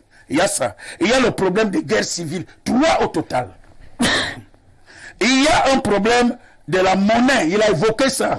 Lorsque le président Touadéra a pris un décret pour battre monnaie et prendre sa souveraineté, alors là, vous avez vu ce que les Français ont fait. La BEAC a pompé un communiqué pour dire que la crypto-monnaie n'a pas cours libératoire dans tous les pays de la CEMAC. C'est pour l'asphyxier financièrement. Il y a un problème de changement de paradigme économique. Il y a ce problème-là. Parce qu'il faut que la Centrafrique est un pays, on le classe parmi les pays les plus pauvres du monde, alors que c'est un pays qui a un sous-sol en pleine ébullition. Oui. Et il y a des richesses du sol et du sous-sol. D'où vient le fait que 60 ans après les indépendances, les Centrafricains ne peuvent pas jouir des bienfaits que la nature leur a donnés. Et il y a un problème de la situation géopolitique en Centrafrique et la situation géostratégique. Tous ces problèmes-là concourent à ce qu'on abroge la Constitution centrafricaine. Le moment est venu pour qu'on abroge. Ceux qui veulent toujours faire des références en France et tout ça, regardez les constitutions dans les années 1848 en France. Oui. Elle a été abrogée parce qu'il fallait l'adapter à la nouvelle donne. En 1875 en France, la Constitution a été abrogée. Pendant l'ère Mitterrand, Jacques Chirac et tout ça, ils ont... Parce qu'il y a un problème au niveau de la Constitution, il y a 2 problèmes. Des problèmes de connotation et des problèmes d'ambivalence. Alors, nous avons conseillé au président Touadéra de modifier cette Constitution en passant par l'Assemblée nationale. Et là, le problème est que, quand il va le faire, il va convoquer en même temps, parce que l'initiative des lois appartient à qui? Concurremment au président de la République et aux députés à l'Assemblée nationale. Les députés centrafricains peuvent faire ce qu'on appelle une proposition de loi et le président va faire ce qu'on appelle un projet de loi. Les deux vont aller au Parlement. On va mettre de côté Madame Darlene. Autre chose aussi, vous me parlez de l'inamovibilité. Mais on revoque un magistrat du siège, mais à condition que cela suive ce qu'on appelle une procédure spéciale avec des garanties sécurisées. Je suis capable de discuter avec tous les constitutionnalistes sur ce point-là. C'est clair et net. Il n'y a pas de constitution statique. Même si la constitution est rigide, elle prévoit elle-même ses propres mécanismes de révision. Merci Antoine Awana. Alors, Patrick Sapak, revenons sur le jeu des acteurs. Aujourd'hui, on nous parle d'un personnage, autant pour moi, Jean-Pierre Wabo, qui est en pole position pour succéder à Madame Danielle Darlan. Mais l'article 99 de la Constitution impose de façon claire la parité du côté de la Cour constitutionnelle. Là-bas, on dit, si c'est une femme qui est présidente, il faut que le vice-président soit un homme. Et justement, et la particularité ici qu'il faudrait 10 ans d'expérience à cette dame qui viendrait remplacer aujourd'hui Madame Darlan en tant que présidente, ou alors au cas où M. Jean-Pierre Wabo monterait comme président en tant que vice-présidente, et des déclarations fusent. au niveau de la classe politique centrafricaine, une particulièrement Dominique Erronon, qui est un constitutionnaliste et le président du parti d'opposition MDSP, qui dit précisément que personne en Centrafrique à l'heure actuelle n'y réunit les conditions qui ont été évoquées lors de cet article 99 de la loi de 2016. Alors, il est constitutionnaliste de quoi? C'est sa formation, Patrick Sampac. La Centrafrique n'existe pas. Et pour que ce soit bien clair, il n'existe aucun acteur en Centrafrique qui se soit assis pour écrire la constitution centrafricaine. Vous me suivez bien? C'est la même chose sur tous les pays d'Afrique francophone. Personne. Que ce soit le Tchad, le Cameroun, le Gabon ou tout le monde, personne, aucun des nationaux de ces pays ne s'est assis pour rédiger la constitution qui est la loi fondamentale, mais surtout qui est le cadre juridique qui doit consacrer le pacte entre les gouvernants et les gouvernés. Alors, vous l'appelez comment? Daniel Darlan. Daniel Darlan. Il faut toujours qu'on rentre dans une approche pédagogique. C'est quoi l'État, Stéphane Barga? Un État, c'est un espace appelé territoire où vivent un ensemble de personnes qu'on appelle population, mais qui sont soumises aux orientations d'un pouvoir politique. Lequel pouvoir politique a la responsabilité dans ses émissions, dans ses orientations, de suivre exactement les aspirations du peuple. La seule chose qu'elle a à faire, c'est de voir comment utiliser son génie pour que ça cadre effectivement avec les aspirations des populations. Ce n'est pas de la dictature. Alors, les constitutions qui ont été placardées sur nos nations, ce sont des constitutions qui ont été rédigées par les juristes français et placardées dans leur comptoir. Puisque derrière, il fallait choisir des chefs de canton, je le dis tous les jours. Et un Français déguisé en chef d'État pour gérer ces constitutions qui ne vont être dynamiques rien qu'en fonction des aspirations des intérêts français. Ça veut dire que si on pense qu'il faut faire évoluer cette constitution pour que ça puisse aider la France à avoir ses intérêts garantis, eh bien on va rendre dynamique cette constitution. Et donc s'il faut bloquer le dynamisme de cette constitution pour que ça ne crée pas de problème aux intérêts français, eh bien on va bloquer. C'est ce qui se passe en Centrafrique. Donc, la seule chose que toi diras à faire, c'est de dissoudre cette constitution. Bouger. Totalement. Oui. Et de remettre en place donc le cadre qui permettra à la Centrafrique de décider cette fois-là de son modus vivendi, de son modus operandi, afin que les aspirations du peuple soient prises en compte. Parce que les Centrafricains, on ne les a jamais vus nulle part pour décider de la marche de la Centrafrique. Toi déjà, je le dis souvent, c'est la métapsychose, c'est la réincarnation de Barthélemy Bokanda. Et aujourd'hui, il est en train d'apporter des orientations qui sont révolutionnaires. Ce n'est pas la gouvernance classique, et c'est ça qu'il faut mettre dans la tête de tous les Africains. Dans nos États, c'est la révolution qui va marcher. Assimi Goïta le montre, c'est un exemple, Stéphane Barga. Donc, que ce soit le Tchad, le Cameroun et tous les pays dont on parle dans le giron francophone, il faut absolument dissoudre les constitutions parce que ce sont des constitutions qui sont la propriété exclusive de la France, maintenant par extension, la propriété des chefs de canton français d'exemple d'État que l'on a ici. Et c'est comme ça que ça n'évolue pas. Et c'est comme ça que les gens peuvent faire 19 ans, 20 ans, 40 ans au pouvoir, c'est tranquille, même s'il faut tuer tout le monde. Donc, en Centrafrique, c'est une révolution. Elle, Darlan, ne sait même pas exactement ce que l'État veut dire.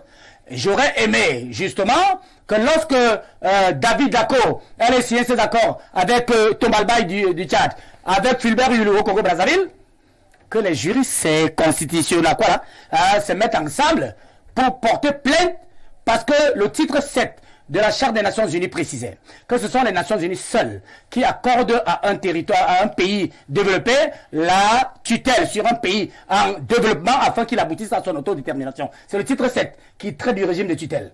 Donc ça veut dire que ça doit se négocier à Washington, pas à Brazzaville.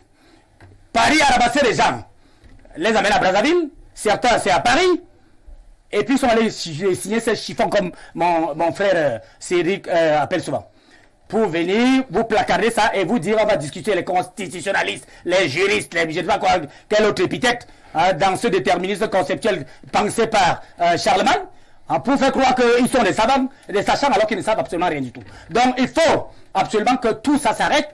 C'est ça la révolution, je vous ai souvent dit, c'est la rupture brusque et parfois brutale de la structure socio-économique d'un pays et politique Donc, ce qu'il faut dans nos nations, c'est un terme à ce cadre juridico-légal qui est un cadre de cafard et qui peut mettre de côté et maintenant permettre à nos peuples de commencer à exister. Exister, Stéphane Barga, j'ai souvent dit, c'est compter, c'est être important, avoir la capacité de réagir lorsque l'adversaire a agi. Alors, si donc on est venu, Darlan et tous les autres, s'étaient assis pour condamner d'abord ça, puisque c'est les juristes, j'aurais compris qu'ils sont dans la logique de servir le peuple centrafricain. Si donc, on est passé le truc d'empereur, le tir d'empereur, dont parlait le frère tout à l'heure. Mais attends, ça s'est passé entre qui? Ça s'est passé entre Bokassa et Giscard d'Estaing. Ce n'est pas les Centrafricains. Mais j'aurais bien aimé qu'ils mettent en place donc, un dispositif juridique pour porter plainte. En 72 et 73, là on a évolué avec cette histoire de la monnaie, avec le compte des opérations. Ces juristes devaient s'asseoir pour porter plainte en France parce que c'est 970 000 milliards de dollars dans le compte des opérations françaises des États africains. Donc ils devaient s'asseoir. En 83, il y a Komoko qui mène l'enquête sur le pétrole tchadien qui a favorisé la Centrafrique. Lorsque Mitterrand demande à Kolimba et à Hissène Habré d'arrêter ça, parce que le sous-sol centrafricain et celui du Tchad appartiennent à la France, eh bien ces juristes-là, j'aurais aimé les voir arriver pour dire qu'ils sont des constitutionnels, je ne sais pas quoi. Bon, maintenant, en 92, lorsqu'on passe dans ces élections-là, où on dit à Centrafrique, Patassé, tu ne bouges pas, et qu'en 96-97, la rébellion commence avec Bozizé, j'aurais bien aimé que ces gars-là s'asseyent et disent attention, le coup d'état de Bozizé sur Patassé, ils étaient où les juristes? Et maintenant qu'on arrive avec cette histoire où Boromata, le sud de Boromata, est attribué à la Chine, et qui devait apporter 200 millions de dollars d'aide budgétaire directe et une enveloppe de 5 milliards de dollars d'aide à la construction des infrastructures, porté même par leur pion qu'on appelait Bozizé. Mais alors, on a dégagé Bozizé pour mettre Dioto Dia qui menait une diplomatie des cafards au Soudan, je ne sais pas comment ça se passe, et le site de Boromata qui est à 20 km de son village, il vient là, à ne comprend absolument rien du tout. Les juristes étaient où? On se retrouve avec Samapanza qui a fait un défilé de mode à gauche, à droite, improductif, qui ne vivait même pas au palais, qui vivait là-bas en bas avec son petit ami. Qu'est-ce que les juristes ont fait? Maintenant que Touadéra arrive en 2016, pour essayer de rectifier, d'apporter un rectificatif, un correctif dans cette démarche-là, alors ça devient un problème. J'avais déjà dessiné la trajectoire de Darlan, dont le père était le délégué représentant de Lubangui, préparé en cela par la France parce qu'il a été à Benoît Ménard. Ça, c'est l'établissement à Brazzaville. Et il est revenu au niveau de ce qu'on appelle la France libre, au niveau de la Centrafrique. Après, il se retrouvait où être le conseiller politique de Tchombe, donc qui portait la sécession au Congo-Kinshasa et qui a porté justement l'estocade finale pour qu'on aille abattre, tuer Lumumba dans un arbre, dans sa zone, déchiqueté comme un animal, on l'a dépecé et puis on l'a brûlé à l'acide avant de l'enterrer. C'était Tchombe, conseillé par qui? Par Joseph Darlan, le père de l'autre. Alors donc, quand on a regardé, on dit, bon voilà, c'est toi qui vas faire l'affaire, hein. Elle a 70 ans, elle doit aller se reposer, cette dame. Il faut rapidement qu'elle aille se reposer. Et puis, nous sommes en situation de révolution au niveau de la Centrafrique. Il ne faut pas reculer pour prendre la décision. Le président Touadéra a souvent la sagesse de comprendre.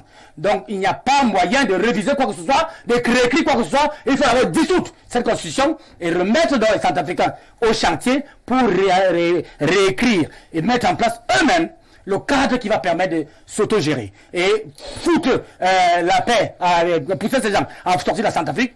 Donc, le déguerpissement des troupes d'occupation qui y a en Centrafrique, la MINUSCA, les histoires de sangaristes et machin, ceux qui ont pour mission là-bas seulement de voler et de violer, et les ressources des Centrafricaines, il faut dégager tout ça, et les Centrafricains vont commencer à respirer. Je sors pour dire que c'est le 6e potentiel économique d'Afrique. Il n'y a pas un seul périmètre en Centrafrique qui n'a pas les ressources. Donc, c'est ça qui est la question. Il n'y a pas à reculer, et nous sommes en situation de révolution, partout, c'est comme ça que ça va se passer, y compris au Cameroun. Merci, et, merci pour ce rappel du potentiel qui est celui de la Centrafrique. C'est un pays immensément riche qui peine, Cédric Pouga, peut-être du fait de son énorme richesse, à trouver sa voie au chapitre. J'ai interrogé les aînés sur le plateau sur la capacité centrafricaine à rester opérationnelle au niveau international parlant, parce que justement, tout de suite, les réactions fusent. Beaucoup sur les capitales européennes disent que le président Touadéra est quasiment ce violeur de constitution, qui n'a pas de parole. Il lui rappelle ses promesses d'hier, qu'il a prêté serment parfois sur la Bible et même sur la Constitution pour lui dire qu'il n'y aurait pas de troisième mandat. Aujourd'hui que la dynamique centrafricaine est enclenchée et les Centrafricains, il y en a un sur ce plateau, reconnaissent toutes les prouesses du président Touadéra, reconnaissent la dynamique de changement qu'il incarne et qu'il épouse et qu'il oriente surtout, est-ce que la communauté dite internationale, qui a parfois voix au chapitre, qui parfois oriente, ne va pas tout simplement se mettre en travers de cette orientation? Ah, d'accord. Je crois que déjà, à l'entame de mon propos, je dirais que lorsqu'un pays s'arroge le droit de définir vos orientations politiques, culturelles, éducationnelles, ça pose un véritable problème. Un pays qui vous impose votre manière de voir, un pays qui ne vous donne aucun droit de pouvoir vous-même vous autodéterminer, alors que tous les principes des Nations Unies, tout ce que nous vantons, la démocratie, la liberté, prévoient ces mécanismes-là, il est impératif que des personnes ayant un sens élevé du patriotisme puissent être au-devant des affaires pour prendre des décisions fortes et courageuses dans lesquelles il faudrait... C'est le cas du président Touadéra. Bien entendu, et je l'ai toujours dit ici et martelé, que le président Touadéra pour la Centrafrique, bien que beaucoup d'intellectuels et beaucoup de personnes trouvent que le terme de personne ou bien de personnalité providentielle ne soit pas adapté, le président Touadéra est une personne unique qui a apporté une véritable révolution à la Centrafrique. Et ça, il faut le reconnaître au travers de tout ce qu'il a pu accomplir, bien malgré tout ce qui a été mis sur son chemin pour que rien ne se fasse. Il faut toujours le rappeler, dans quelle situation est-ce que nous nous trouvons lorsque cette constitution dont nous parlons est mise en place? Qui a voté ces lois? Qui l'a écrit? Le grand frère l'a dit tout à l'heure. Ce ne sont pas les Centrafricains qui ont écrit cette loi. Ou du moins, on a pu donner l'apparence que c'était des Centrafricains. Mais nous connaissons très bien d'où est venue l'émanation de cette loi fondamentale qui est censée prédestiner permettre la tautologie aux destinées des Centrafricains. Et donc, à un moment donné, il faut bien qu'on fasse table rase du passé. Les dispositions dont la plupart d'entre nous parlons, et la plupart qui ont été reprises par l'opposition centrafricaine, mettent en place des mécanismes qui permettent en fait de donner une forme de zone de non-droit, de zone de confort maximal aux membres de la Cour constitutionnelle, leur permettant de mettre en place des blocus systématiques dans le sens des évolutions allant dans le sens du développement en Centrafrique. Lorsque vous parlez tout à l'heure du concept d'inamovibilité des membres du Conseil constitutionnel, qui l'a mis en place? On doit bien interroger, se poser la question. Et pourtant, ce sont des membres élus. Nous savons qu'il y a un mécanisme pour déchoir, par exemple, un président. Lorsque, à un moment donné, nous estimons qu'il ne remplit pas un certain nombre de fonctions. Mais pourquoi est-ce que je vais vous dire quelle est la condition principale pour que Madame Danielle Darlan puisse être dégagée comme ça du Conseil constitutionnel. Il faudrait que ce soit les membres de la Cour constitutionnelle qui se réunissent et qui décident ainsi de son éviction. Regardez le paradoxe. C'est-à-dire qu'on vous donne le pouvoir, vous êtes l'émanation d'une société, mais on vous autorise à vous autogérer indépendamment de ceux-là qui sont censés être ceux qui vous donnent le pouvoir. Mais il y a séparation des pouvoirs, monsieur Pouga. Non. Monsieur Barga, vraiment, il y a des concepts sur lesquels c'est extrêmement... Il faut que la plupart des Africains, nous essayions de sortir du politiquement correct dans lequel on nous a enfermés. La séparation de pouvoir dans les États n'existe nulle part dans le monde. Je dis bien nulle part. Vous pouvez avoir une autonomie de gestion. C'est-à-dire qu'on vous laisse la latitude de pouvoir prendre des décisions en fonction, comme on le dit très souvent, de votre propre conscience. Mais il y a le facteur souverain de l'État qui plane au-dessus de tout. Incarné par le président de la République, élu par les populations. Et donc, lorsque on veut mettre sur le même pied un président de la Cour constitutionnelle, non pas sur le même pied, on veut mettre le président de la Cour constitutionnelle au-dessus du président de la République, ça pose un véritable problème, et mon frère le disait tout à l'heure. Ça pose un énorme problème. Qui décide des destinées de la Centrafrique? C'est le président Touadéra qui a été élu par la population. Et là, lorsque on met des blocages, nous sommes en situation exceptionnelle. Et lorsque nous sommes en situation exceptionnelle, on prend des décisions exceptionnelles. Alors, Madame Darlan doit aller se reposer. Tranquillement. Puisqu'elle n'a pas donné les assurances qui puissent permettre aujourd'hui à ce que la Centrafrique puisse voguer C'est ça. vers un avenir meilleur. Et à rappeler aux populations centrafricaines et africaines que le président Touadéra, lorsqu'il va vers la crypto-monnaie, ne le fait pas de gaieté de cœur. Ah.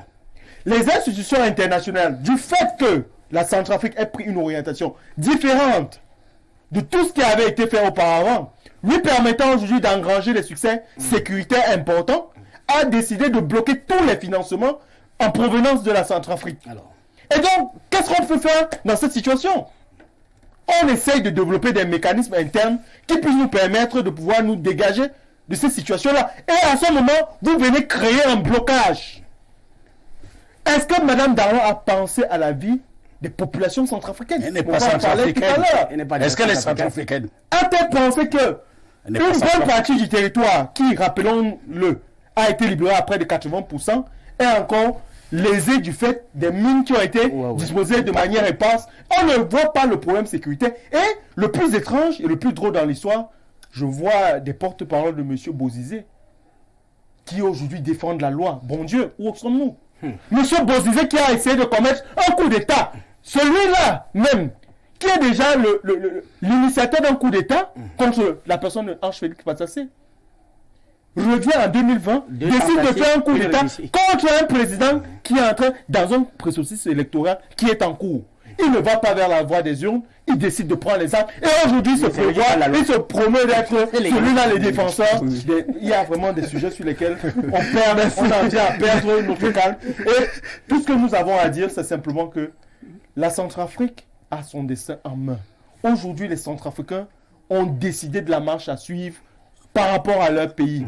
Et nous ne pouvons que soutenir cette marche parce qu'elle sera salutaire pour l'ensemble des pays africains. Même si ce n'est pas à court terme, à moyen et à long terme, nous aboutirons à un résultat. Et je vous fais la promesse, M. Mbarga, sans être devin, que donner 5 ans à la Centrafrique, donner un peu de latitude à M. Touadéra d'impulser la vision qu'il a dans sa tête, d'impulser la vision qu'il a dans son être, vous verrez des véritables changements comme ceux que nous voyons déjà aujourd'hui. Merci Cédric Pouga, je vous sais visionnaire et certainement le peuple centrafricain aussi qui espère et aspire à un bien-être au vu du potentiel qui est le leur. Beaucoup comparent la Centrafrique à Dubaï. Bien sûr. Comment que tu la Centrafrique pour être Dubaï? Peut-être les téléspectateurs qui nombreux ont réagi vont nous le dire. Alors, vraiment, c'est regrettable pour ce Camerounais de la diaspora d'accepter qu'on tabasse, torture, arrache les biens de ses concitoyens, les fout en prison simplement parce qu'ils ne sont pas en règle. Voyez-vous, croyez-vous que tous les Guinéens au Cameroun sont en règle? Voilà. Je suis Alex de Yaoundé, mais on nous contrôle partout seulement parce que nous sommes champions dans le vol, en commençant par ceux-là qui malheureusement nous gouvernent. Voilà. Merci, ce téléspectateur. Il revient sur le sujet précédent. Les pratiques camerounaises, on nous la retorque une fois à Bamako, le Tchoko, la Fémania, le raccourci, la circulation en contresens, les faux de toutes sortes. Il faut le reconnaître aussi, bien que cela ne justifie pas le traitement qu'ils subissent à Malabo. C'est M. Kal Dibdia qui a réagi. Mr. Baga, I'm watching your program and I am sad to see what is happening to Cameroonians in Equatorial Guinea. Yes. I do understand the anger expressed by Mr. Awana. At the same time, one should ask the question of why Cameroonians are being targeted in Equatorial Guinea. To be honest with you, n'appelez pas s'il vous plaît. To be honest with you, the behavior of some of our brothers in other countries is unacceptable. They do in these countries what they could never do in Cameroon. Yes. Cameroonians want to dominate other people in their country. Cameroonians want to impose their views on others. Yes. Most of the crimes in Equatorial Guinea are done by Cameroonians. It is time Cameroon develop its economy to allow its population to stay in Cameroon. Yes. Leon Amala Brooks. Merci. Thank you for your contribution, Mr. Leon. Bonsoir sur le plateau. C'est très malheureux qu'un petit pays voisin puisse torturer les Camerounais de la sorte. Où sont passées les autorités du Cameroun? Pitoyable. Francis de Yaoundé a réagi. Bonsoir le plateau. Le Cameroun est premier pour l'hospitalité. Emao Touangousso a réagi. Bonsoir à vous. Bonsoir panel. Juste pour dire à M. Sapak qu'il se contente de ce qu'on lui dit. Il est loin de la réalité. De quoi? Merci à vous d'avoir réagi. Bonsoir, Sapak et Pouga sont hors sujet. Merci à Rona qui maîtrise le sujet. Je suis en Guinée équatoriale. Tu parles de quoi? Bonsoir les grands. Dites aux Centrafricains de cette terre qu'il a amené sur ce plateau. Oh là là. Je ne vais pas poursuivre la lecture de ce message. Faut pas dire les Vous choses comme comprendrez ça bien ici. évidemment pourquoi je vais le faire. Et c'est très malheureux que ceux-là qui prennent la parole, qui viennent sur les plateaux, donner leur ressenti, soient ainsi jetés aux orties. Je ne poursuis pas la lecture de ce message.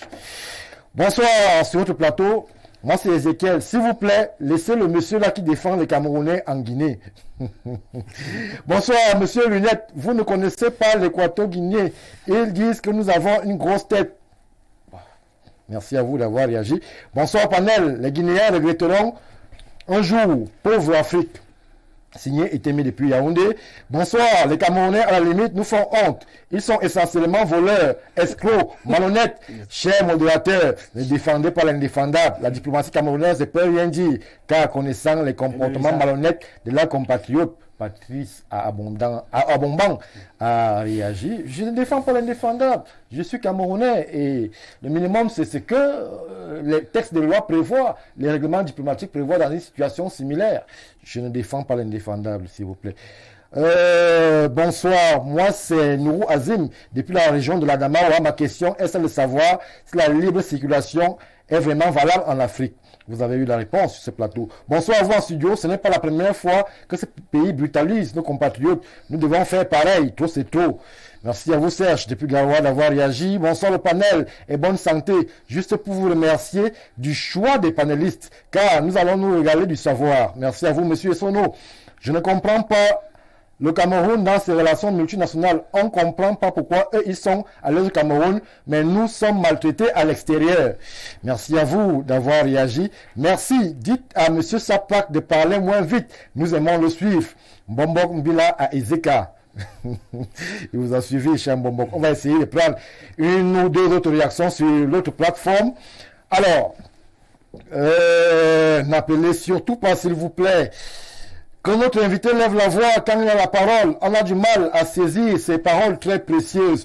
Notre journaliste est un peu anxieux lorsque le frère Sapak prononce le nom du président de la République du Cameroun et lorsque l'on cite un média camerounais nommé en Guinée équatoriale. Rassurez-vous, je sais que vous êtes professionnel dans votre rôle professionnel de journaliste, mais il faut bien qu'on dise les vérités à la masse populaire africaine qui regarde les championnats européens autour des casiers de biens importés et joue au paris sportif pour devenir les plus pauvres. Si notre pays, le Cameroun, ne veut pas se positionner comme leader politique et diplomatique dans la sous-région, les autres le font. Les autres vont le faire. Nous sommes compatissants des actions faites à nos frères camerounais, mais observez bien le silence radio de nos gouvernements. Cela fait sûrement, notons la complexité des intérêts stratégiques France-Russie qui animent le continent. S'il vous plaît, les aînés panafricanistes sur le plateau, si vous perdez le contrôle, nous, vos petits frères qui suivons vos pas seront désarmés intellectuellement. On résout cette situation en sage africain. Ne montrons pas nos faiblesses aux yeux du monde. Le combat continue et il ne fait que commencer. Monsieur le modérateur, faisons comme si rien ne s'était passé et avançons. Merci au geste du plus jeune à l'aîné pour qu'il se calme. Oh super, Patrick Sapak, après toi, c'est le virage que notre invité écoute quand nos panafricanistes parlent. Il fait l'analyse des bébés académiques. Il va comprendre pourquoi le gouvernement français, pour ne pas le citer, mange le sous-sol minier. La Centrafrique est en révolution, qu'on nous laisse le chiffon que Daniel Darlan pense. Manipulation d'ailleurs, pour ça, Touadéra l'a déjà remercié. La monnaie et les accords coloniaux sont notre chantier partout en Afrique. Point final. Alors, Rodrigue Ngaoundéré, vous avez abondamment écrit. On va aussi permettre aux autres d'avoir une voix au chapitre. Bonsoir, nous continuons à demander aux frères camerounais de garder le calme, car nous ne faisons pas procès à une jeune femme qui vient de se marier. Laissons nos frères tranquilles. Bonsoir mon frère, il faut changer le sujet en continuant avec le deuxième sujet, pardon. Bonsoir à vous, monsieur Mbaga, le thème de nuit ce soir. Monsieur Sapak, j'aurais préféré que pour le thème de ce soir, vous simuliez une fièvre pour justifier votre absence. Vos informations sont très erronées.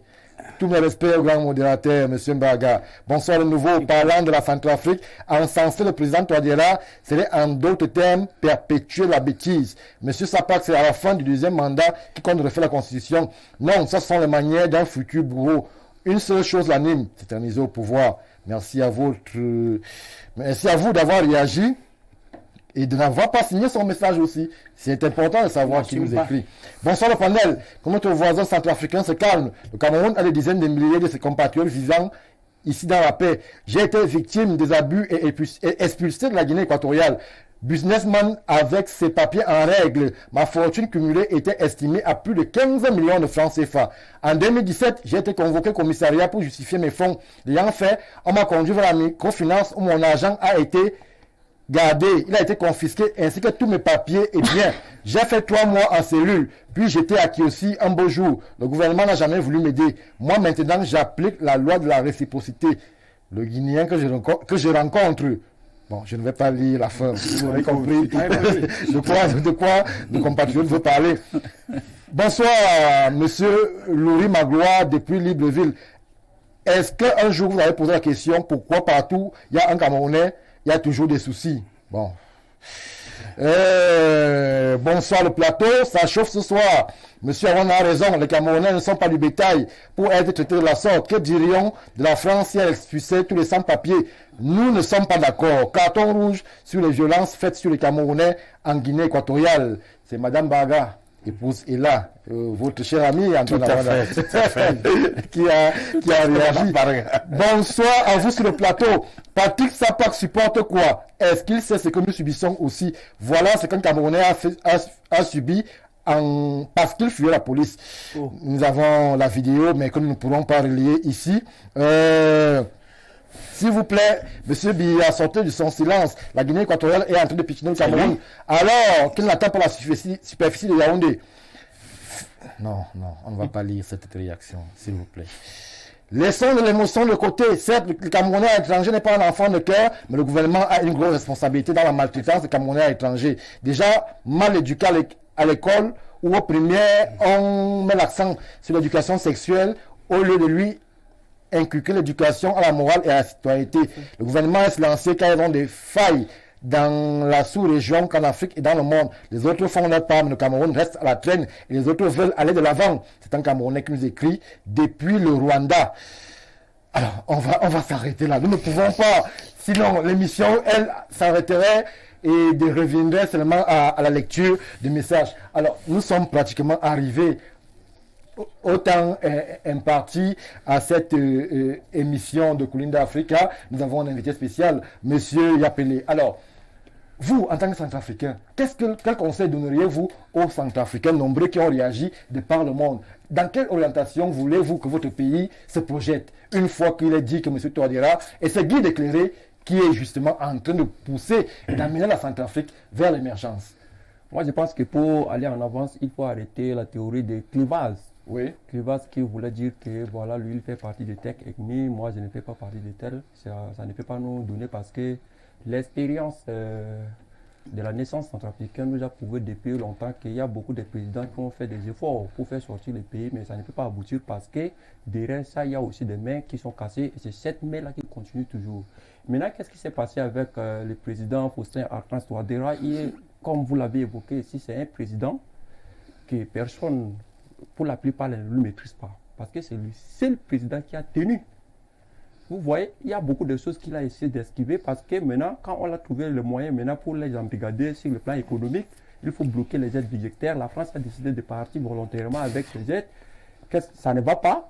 Le président Touadéra dit que, ok, comme vous avez déjà bloqué, il fallait passer par crypto-monnaie qui va permettre maintenant aux bailleurs de verser l'argent qui va nourrir le peuple centrafricain. Ça devient un problème.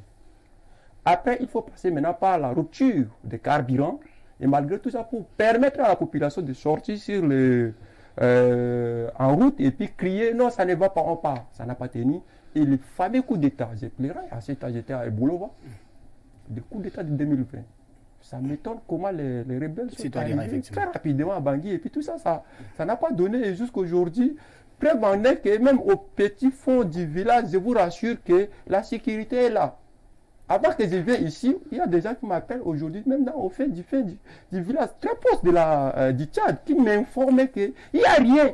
Les militaires sont là, nous sommes en paix. C'est-à-dire que nous sommes fiers. Quand je dis comme ça, c'est-à-dire que c'est la fierté et la paix qui m'amène à mon père qui dort à la maison. Parce que je ne peux pas rester quand quelqu'un m'appelle, peut-être pour m'annoncer que peut-être tel parent est mort. Mais quand on m'appelle pour dire qu'il y a des choses à ce niveau, arrêtons d'abord. Luttons d'abord le combat qui est international. Et maintenant, le reste, nous savons qu'un jour, toi, il va partir. Mais avant qu'il parte, il faut d'abord qu'on mette d'abord les bases. Oui. Donc, je dis maintenant au peuple centrafricain que mobilisons-nous. Ce n'est pas le combat de Touadéra, mais c'est le combat de la République centrafricaine. On ne peut pas imaginer que voilà un pays, comme vous l'avez évoqué, avec pas mal de richesses, mais jusqu'aujourd'hui, nous ne parvenons pas. Même les petits savons, on paye quelque part. Même les petits trucs, on ne fait pas. Mais continuez toujours de dire que c'est un pays riche. Finalement, ça va venir quand? Il faut d'abord un bon leader. Toutes les richesses, d'abord, c'est le leader. Ce n'est pas la richesse en question, parce que le leader qui va amener la richesse. Donc, je tiens qu'on a dit encore que vraiment félicitations pour le petit travail. Et lui également, il doit tenir compte qu'aujourd'hui, nous sommes derrière lui. Mais s'il ne respecte pas la voix du peuple à ce niveau, il doit se rappeler que c'est le même semaine qui a aussi parti. Merci, monsieur Yapélé, de reconnaître que le président Touadéra est ses leaders. Mais vous l'avez mis en garde. S'il ne respecte pas ce peuple qui le soutient, il peut lui arriver des choses pas bien. Ce n'est pas ce que nous souhaitons sur ce plateau. Antoine Awana, 30 secondes, nous sortons. Nous avons dit ce que nous pouvions dire. Un conseil à nos amis centrafricains qui seraient inquiets de quelques soucis venus de l'Occident. Oui, il faut que les Centrafricains se mobilisent, se lèvent comme un seul homme pour soutenir le projet de société que le président Touadéra est en train d'implémenter en Centrafrique. Il faut qu'ils soutiennent ce parce que la Centrafrique est un État repensé. Le Touadéra est en train de repenser l'État centrafricain. Et puis, les petits opposants, Madame Darlan et sa clique, c'est juste une parenthèse. On a ouvert, on l'a refermé. Et quand il va abroger toute la Constitution, on ne parlera plus de ces histoires de cours constitutionnels, inamovibilité, des juges des sièges. Encore, je vous ai dit, on les révoque. Mais il faut seulement suivre ce qu'on appelle en droit une procédure spéciale. Merci Antoine Awana, merci beaucoup. Patrick Sapak, un mot pour nos frères centrafricains. Qu'est-ce qu'ils doivent penser une fois que Daniel Darlan est désormais mis au placard? Éliminer ce cadre juridique cauchemardesque qui hante les vies des Centrafricains en permanence. C'est-à-dire dissoudre la Constitution et remettre les gaz. C'est de ça qu'il est question. Et maintenant, je voudrais présenter toutes les excuses à la conscience africaine pour ce rififi. Ce n'est pas un problème. C'est juste que lorsqu'on combat pour l'Afrique, tout le monde est passionné. Donc c'est normal que des rififis comme ceci arrivent, même sur des plateaux aussi respectés que Kouline Africa. Mais il ne faudrait pas penser qu'il y avait un problème. C'est la passion parce que nous voulons libérer notre continent. La passion de la libération du continent africain, c'est celle-là et la seule qui nous anime sur ce plateau, Cédric Pouga. Un mot pour nos frères centrafricains avant que nous rendions l'antenne. Tout à fait. Je pense que le peuple centrafricain, en choisissant M. Touadéra pour prédestiner à son destin, permettez encore la tautologie, a fait le bon choix et il doit soutenir le projet de société pour lequel ils l'ont élu. Et donc, je crois aujourd'hui que M. Touadéra a les mains libres pour commencer à impulser maintenant la vision économique, parce que nous sommes passés de la vision sécuritaire, il y a la vision politique, et il faudra impulser davantage la vision économique. Et cela passe par la maîtrise d'un certain nombre de mécanismes, et je crois que la Centrafrique est sur le bon chemin, libre aujourd'hui aux Centrafricains de soutenir ce projet. Je les invite à le faire, et je pense que, je l'ai dit tout à l'heure, la Centrafrique pourra demain constituer un réservoir important qui pourra permettre à la sous-région Afrique centrale, la grande sous-région Afrique centrale de se démarquer et même impulser une locomotive qui pourrait devenir demain la locomotive, pardonnez-moi, pour l'Afrique tout entière. Merci Cédric Pouga. Conseil, avis, opinion, voilà, aux frères centrafricains d'épouser, de soutenir le combat porté par le président Touadéra du côté de Bangui la Coquette, une ville que peut-être nous irons découvrir dans les prochains jours. Patrick Sapak, Antoine Awana et Cédric Pouga. Une fois que je l'ai dit, mesdames, messieurs, nous prenons rendez-vous spécial lundi, lorsqu'il sera 21h, là, nous parlerons du Cameroun. Nous allons revenir sur ces 40 ans du régime du président Biya. Nous allons disséquer, nous allons interroger, nous allons analyser, nous allons même faire des révélations en termes de gouvernance, en termes de gestion, en termes d'ambition, en termes de projection. Bref, nous allons parler du Cameroun lundi lorsqu'il sera 21h. Kulinga Africa, c'est ça. Nous n'avons pas de sujet tabou. Bien le bonsoir.